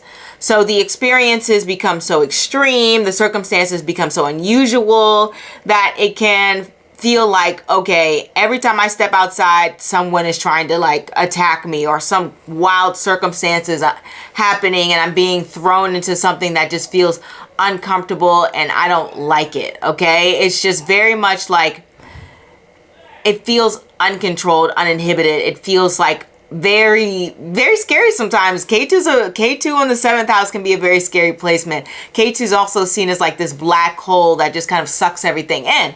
And so what you'll see for a lot of that, like I said, Rahu in the 1st house is hermit-like nature. So I really don't even need the cards here. We could just read with the dice. I mean, everything's there. Everything is really there. You're juggling a lot coming this spring. We know that you have various different priorities. You're going to do a great job with juggling those things, and you're going to achieve a lot of success in the areas that you're juggling, whether that's you juggling, you know, work and raising kids, or work in a relationship, or work in a side hustle, or even just like, oh, I'm a stay-at-home mom or dad, and then I have to actually juggle other areas or other priorities that you have to do, whether that's like responsibilities outside the house, or if you have some sort of club or whatever group that you're a part of, that would be something you're juggling. The spring is all about making sure that you try to keep that balance and that you're able to keep your head on straight. But also we want to talk about how the 2 of coins, or 2 of pentacles, as they should say, is all about having fun and going with the flow, which I think I mentioned. And next to that sun card, that's definitely about having fun. The sun is all about laughter, fun, happiness, success, triumphant. It's one of the best cards you could probably get in the deck. It does have a dark side, but don't we all? So basically, it's just saying that you're going to have a lot of fun this spring. You're going to be enjoying yourself. You're going to have a good time. You're going to feel like you're being celebrated. And at the same time, you have this balance of being able to just pull away when you need to. It's like, yeah, you won, because look at this Chariot card. He's the Chariot. He's won, but he's tired. He's like, you know what? Thanks for all the congratulations. Thanks for all the well wishes. Love seeing you, friends, but I need a moment to myself. I need to just pull back a little. So the spring is a very interesting time period for you, because you have a lot going on, and I think that is very obvious by the placements of these cards. It just feels like there is one event after the other, and I get the feeling that spring feels a little bit like you are walking on like eggshells here. It just feels like very delicate. Like the situation just feels like it's not stable. It feels like it can switch at any moment. And it feels to me like you're going through different circumstances. It's like things just change so quickly during the spring. And it's not necessarily bad. It's just a little bit more so. It's a little bit like, okay, we're dealing with this now. We have to juggle this. The vibe has switched up to this thing now. Like there's a lot of changes going on in the spring. I do want to say that, okay? A lot of changes, a lot of transformations. It's that new beginning that I'm talking about here, okay? And one thing I do see with the Ten of Pentacles, because I don't know why Spirit is calling me to say this, is that it also deals with sort of like documentation and contracts. So maybe that's just for like 30% of you, 20% of you, whatever. But it represents being able to finally having to sign some contracts. For example, it may not even be a contract. It might just be documents. Like if you applied for a passport, it like you finally get that approved and you get that passport sent to you in the mail and it comes and you're like, oh, finally I got my passport. Or if you have been waiting on an employer to send you like a W-2, it's like, finally I got that W-2, I can file my taxes and things along the lines of that. That's like the Two of Pentacles type of energy here.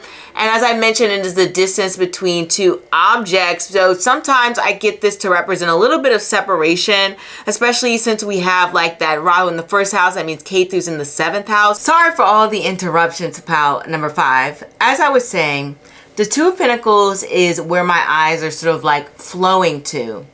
And, ooh, this is what I want to say. So the thing about Rahu, short thing is Rahu's like representing a disguise and about able to transform yourself to the circumstances. So one thing that I see about people who have like a lot of Rahuvian placements or who have Rahu in the first house is that they will cater their personality, or certain parts of their personality will come across stronger depending on the circumstances. That's from like changing accents to even sort of like maybe even behaviors or thoughts. Like they act differently around different people. Like Rahu is that like disguise type of card, right? And so what it makes me think of when I see this Two of Pentacles, not to say that you're wearing a disguise, but the Two of Pentacles is very similar in the sense that it's somebody who wears a lot of different hats.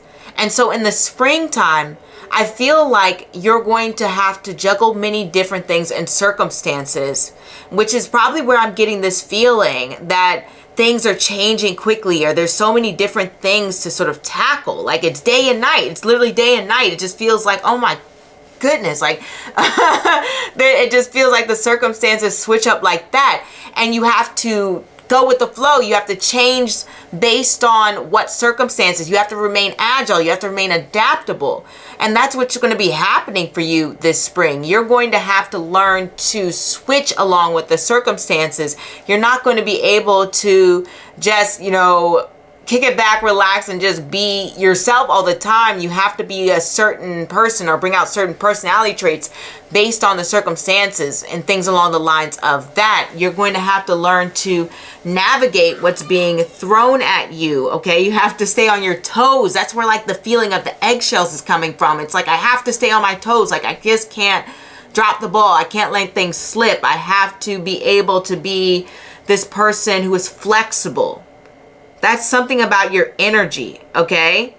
Make sure that you're not overcommitting yourself. Normally, I don't give advice, but I just see it there, and I'm just like, make sure you're not overcommitting yourself to anything. I do want to say that.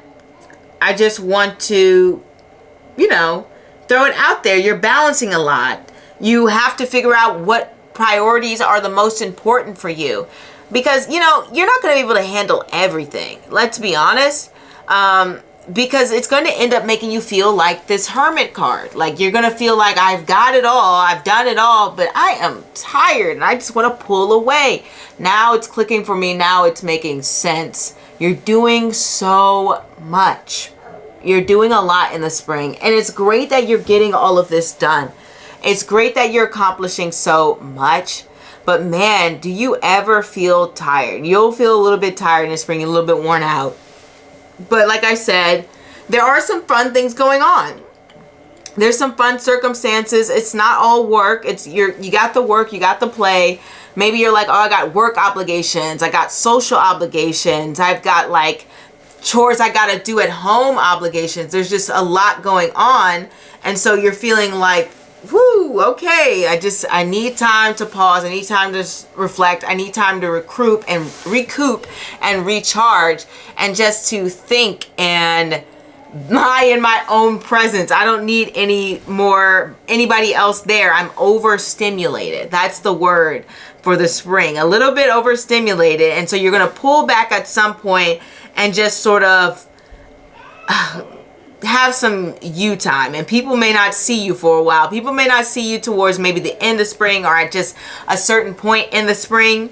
That may not be going on, especially with this Hermit and the Moon card here, because we know that you're going to be giving a lot of your time, your energy, your efforts, not even just to yourself, but since the Sun is very generous, and I know personally the Hermit is very generous, you're giving a lot to other people as well. You're offering your thoughts as well. Okay, I just want to say that. I just want to make sure that you know that other people are benefiting from your time and energy as well. And I don't think you're going unappreciated. We have the Sun card here, so people will definitely be appreciating the efforts that you're putting in. So I definitely want to make sure that that is mentioned when I look at all of these cards here. It's not just a we're using you and throwing you away like some kind of doormat. No, there's genuine appreciation and care here, especially from your friends or your network, okay? If you have a large network or just a small network, it doesn't matter. There's a lot of people in your friends and network circle who are showing strong appreciation for you. One thing about the Moon, though, is it does represent having that emotional intensity and being in circumstances that feel like they're going on forever. So I really feel like the feeling for the spring is you're like, man, this season is endless. This feels like the never-ending story for you for this spring. Don't get me wrong, you have so much that you're gaining, so much that you're accomplishing. You have so much support from your friends, but it's just that you are tackling so much in the spring that it really does feel like, it feels to you like you're going through so many different highs and lows, which can bring about that emotional intensity. It's like that feeling that almost like when you watch like a really good movie or a really good show and it just sucks you in and it takes you on an emotional roller coaster ride. That is like this Moon card here. It's like you get the good, you get the bad, you know, you get the magnetism, but you get a little bit of danger, but you get a little sexiness, and you get a little bit of like fantasy, and it's just like there's so much going on that you're like, whoa, this is intense. This feels intense. This feels okay. One thing that's going to be happening, though, is you're going to be relying on your intuition a lot more. There's a lot of more growth in that area. You're allowing your intuition to help you to make decisions. And it's usually decisions about things that you want to go out there and accomplish, especially with the 11th house. On the card, it says hopes and wishes, right? Which is what we're talking about. That's what the 11th house connects to the most, okay? And I'm trying to think about people who I've seen with moon transits like your 11th house all the time, right? It's one of the, I think it's the fastest moving sort of astro figure, right? So its transit's not like super significant. But people who I've met who've had like their moon in the 11th house, they tend to be very lucky. Like, especially they tend to have like a really good support system or opportunities when it comes to gaining wealth or gaining some sort of recognition, which we've already mentioned here. So there may be some sort of opportunity here for you to gain through your networks or gain through work or something along the lines of that. It's like being appreciated or nurtured in a way that is probably from something that you do or some sort of goal that you have. I say work because, you know, the 11th house is like gains from work, and that's the most obvious way that people gain something. But it doesn't necessarily have to be that particular circumstance. You know what I mean? It could, you know, 10th house can also represent like titles, right? So if you get married and you're like a woman, most women will be called like Mrs., at least in America, right? They go from Miss to Mrs. And so that is a title. And then through that title, you may gain like respect from other people depending on the group, right? It depends on the group, depends on the circumstances, depends on your goal, right? Like you, for example, you may have like being like, let's say you were a politician. If you are running to be a politician, it's a lot better optics if you are in a relationship, if you're married, right? That's kind of like seen as more socially acceptable. And thus, like that gain of that title, Mr., Miss, whatever, married, kind of gives you some sort of respectability. And that could be 11th house, the house of gains, fulfillment, whatever you're getting from that title, from that goal, from that reputation, from that change, how you're presented in the world. You gain something from how you're presented in the world. So what I see here is you are gaining something because you are going through this achievement, or because you are going through this achievement, because you are obtaining some sort of goal or accolade or praise or things along the lines of that, or victory, you're gaining something through that. Now, what it is, I'm sure it's going to be different for everyone, but I do want to make that known for the spring. Okay, I hope that makes sense. I hope I'm not like, you know, keep just droning on like I tend to do sometimes. But I do want to say that it does show a lot of deep reflection for you in the spring. For me, when I see the moon, that can definitely represent change and transformation in a way, because the moon goes through so many different cycles. And it makes me think that you're going to possibly even be like reevaluating your goals.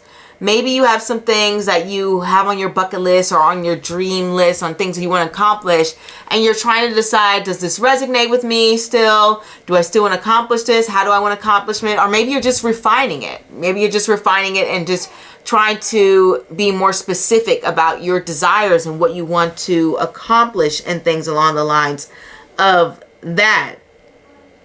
But whatever it is, it definitely feels like you're gaining new perspectives when it comes to your own sense of fulfillment that you're getting through this lifetime. And it's kind of difficult to pin down the 11th house. I mean, we know the 11th house rules lots of things, but because it's so personal and it connects to like hopes and wishes and things like that, we can sort of guess general things about most people's hopes and wishes. Like most people want to be loved and cherished and things along the lines of that. But it's really specific towards you and your own desires. So it's hard for me to pinpoint what it is. That's what I mean by the 11th house can be a little bit elusive in that way. So unless, you know, I'm getting some kind of personal reading for you, I'm not going to be able to pin it down for everyone. But just know that something along the lines of that may be possibly coming true, or you may even be refining your goals, like I've already mentioned before. But if I look at things that are kind of connected to the moon connects to food, the moon connects to travel, the moon connects to desire, intimacy, and things along the lines of that. So you may gain something in those areas. And the moon can connect to money as well. It can connect to wealth, money, riches, and things along the lines of that. And then obviously it can connect to sort of like motherhood. But as I was saying, I will say Spirit doesn't usually communicate to me in that manner when it comes to the moon card. But I just know that that may be a message for a smaller group of you. So I do want to throw that in there. But I really do feel like spring is a time where you're being reflective and you're kind of wrapped up in your thoughts and you're going through the day to day and just trying to reassess and plan and figure things out and calculate and strategize. And obviously, if you're not in sort of leadership position, I do see a little bit of a raise in responsibilities. And I feel like people will sort of view you more as a leader, as a guide, as someone that they can come to for advice, because we do have that Rahu in Sagittarius here. And then also we have the Hermit. And duh, people come to the Hermit for advice. So we have 2 cards kind of confirming that at some point you may be seen that way. And also the Moon and the Sun. All of these cards are like figures that people can go to for guidance, okay? They go to in order to seek some sort of answers or to feel connected in a sense. And especially if you are embodying that sun energy, you know, we all need the sunlight to survive. So it just feels like people are starting to need you a little bit more. And maybe that's why you're like, oh, I need my space. Like I need to pull away and like protect my emotions because I'm being a little drained here. If it's interesting, I just want to say this the last thing. Because the sun kind of represents independence and the moon can be independent, but it mainly can come up dependent because its light is dependent on the sun.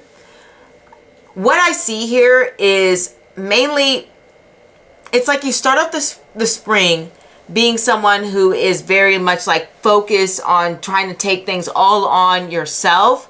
But like towards the end of the spring, you're almost like, I need a little help, or I need to just pull away so that I am not like in charge of everything, or I'm not moving everything forward. I actually have a little bit of support. I actually have people to back me because I can't keep going and handling everything myself, because the sun is very much like, I can do this myself. I'm a boss. I'm in charge. I'm the leader. And like I said, the moon card can represent that as well, but there's a little bit more dependency because of the light of the sun and things along the lines of that. So it's almost like you pull away towards the end of the spring from being more take charge and sort of like letting more other people around you lead the charge. For example, maybe you're the one who always makes plans and sort of sets the schedule for everyone, and you know, buys the tickets to events and books reservations and whatever. And like towards the end of the spring, you're just like, nah, this is a group effort. This is a group effort. I'm not doing all of this. We've got to make plans and we got to all do it together, right? That's where the energy sort of comes from. A lot of courage is here. You're trying new things, especially with the sun being that new beginnings card, like I already mentioned before. And it's also interesting. I know people don't say this, but even if I didn't get the Hermit card here, shh, don't tell anybody. But the sun can also represent hiding yourself from the world, because the sun is so bright that no one can see or look directly at it. So whenever I get the sun card, it's almost like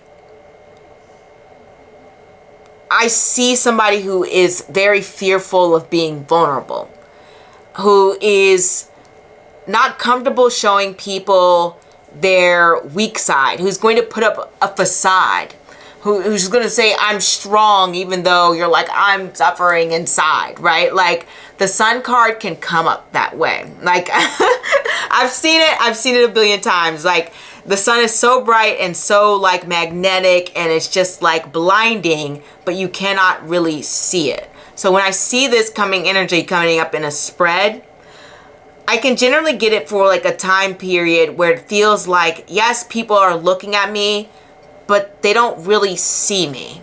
And so there may be even some feelings of that.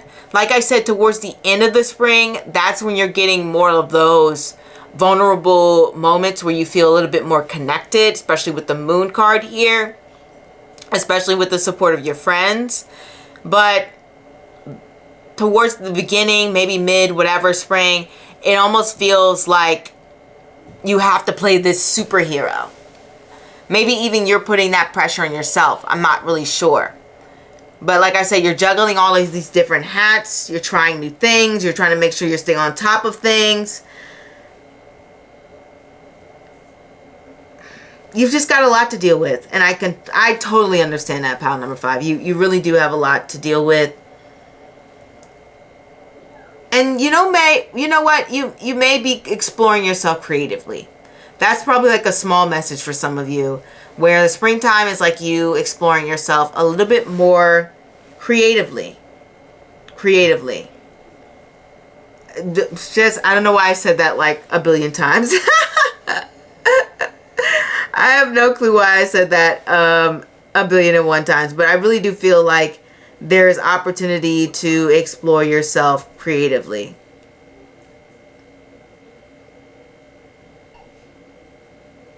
And you may find yourself encountering like more spiritual people because of that K2 7th house. And if you enter a relationship around this time, there's possibly a little bit more distance. I want to say that. But the thing is, K2 in the 7th house is really, it can create distance between somebody and a partner. So if you're in a relationship, I love how we have this 2 of Pentacles. Everything lines up. I definitely get this for like distance within a relationship. Everyone's like independent, things along the lines of that. Maybe you're both focused on your own goals. If you're in a relationship, doesn't necessarily mean the relationship is breaking down or anything, but it's like both people are really focused on what they want to achieve.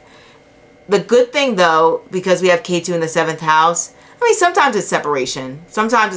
But sometimes it just represents having a partner who needs to do their own thing. You know, K2 can be very isolating and just needs a little moment to pull away. And maybe that's you. Like I said, we've already been talking about how you need some time to yourself.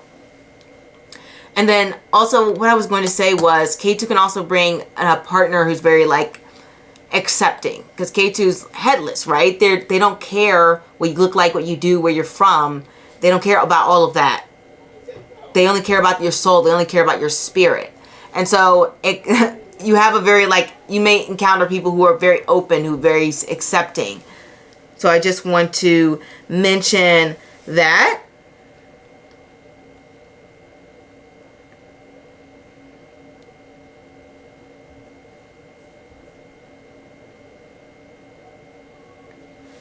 And it can bring about a very strong yearning for love and connection if you are single.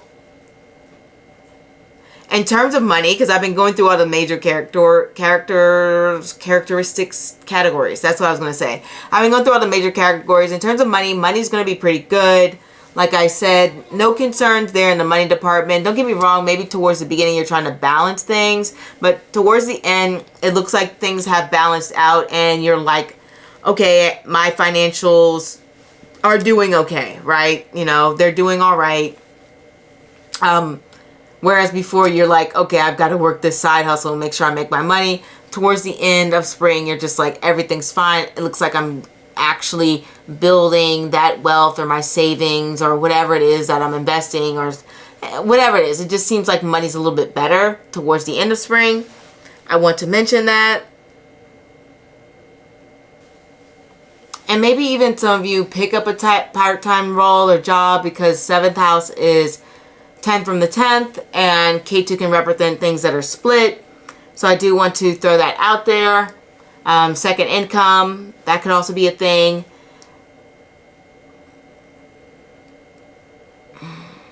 You know, it's not really the best spread to meet someone if you're single. You know, I've never ever gotten the Hermit to represent like building connections, but it doesn't mean you won't attract people. With the 2 of Pentacles here and the Sun, there's definitely going to be some people interested, or maybe 1 or 2 individuals, whatever. With the 2 of Pentacles, but with the Hermit and the Moon, it's more so like, I need my peace. You're keeping it platonic. You're keeping things very much like, I'm focused on my grind. I'm focusing on like self-love. I'm focusing on growing what it is that I need to grow. But definitely K2 going through like the 7th house can bring about, like I said, meeting people. Now, it's up to you if you want to make those connections. Like I said, K2 in the 7th house can bring about that longing, that desire for partnership. Doesn't necessarily mean that you get it or you go out there and get it. This spread doesn't like support that. If I saw some other cards here, I could say that. I just want to be honest with you all because, you know, as a reader, I do want to tell the truth and tell you what I see. But I think I will probably leave it at that. And I am so sorry for all the interruptions. You know, it is difficult when you live with others. Okay. But that is all I have to say, and hopefully I will see you next out, pile number 5. If this doesn't resonate with you, feel free to choose a new pile or a new reader. Either way, I'm very happy you stopped by. If you want to ask me more questions, join the live. I go live every week, and I would love to answer your questions. As always, don't forget to like, comment, and subscribe, and I will see you next time. Au revoir.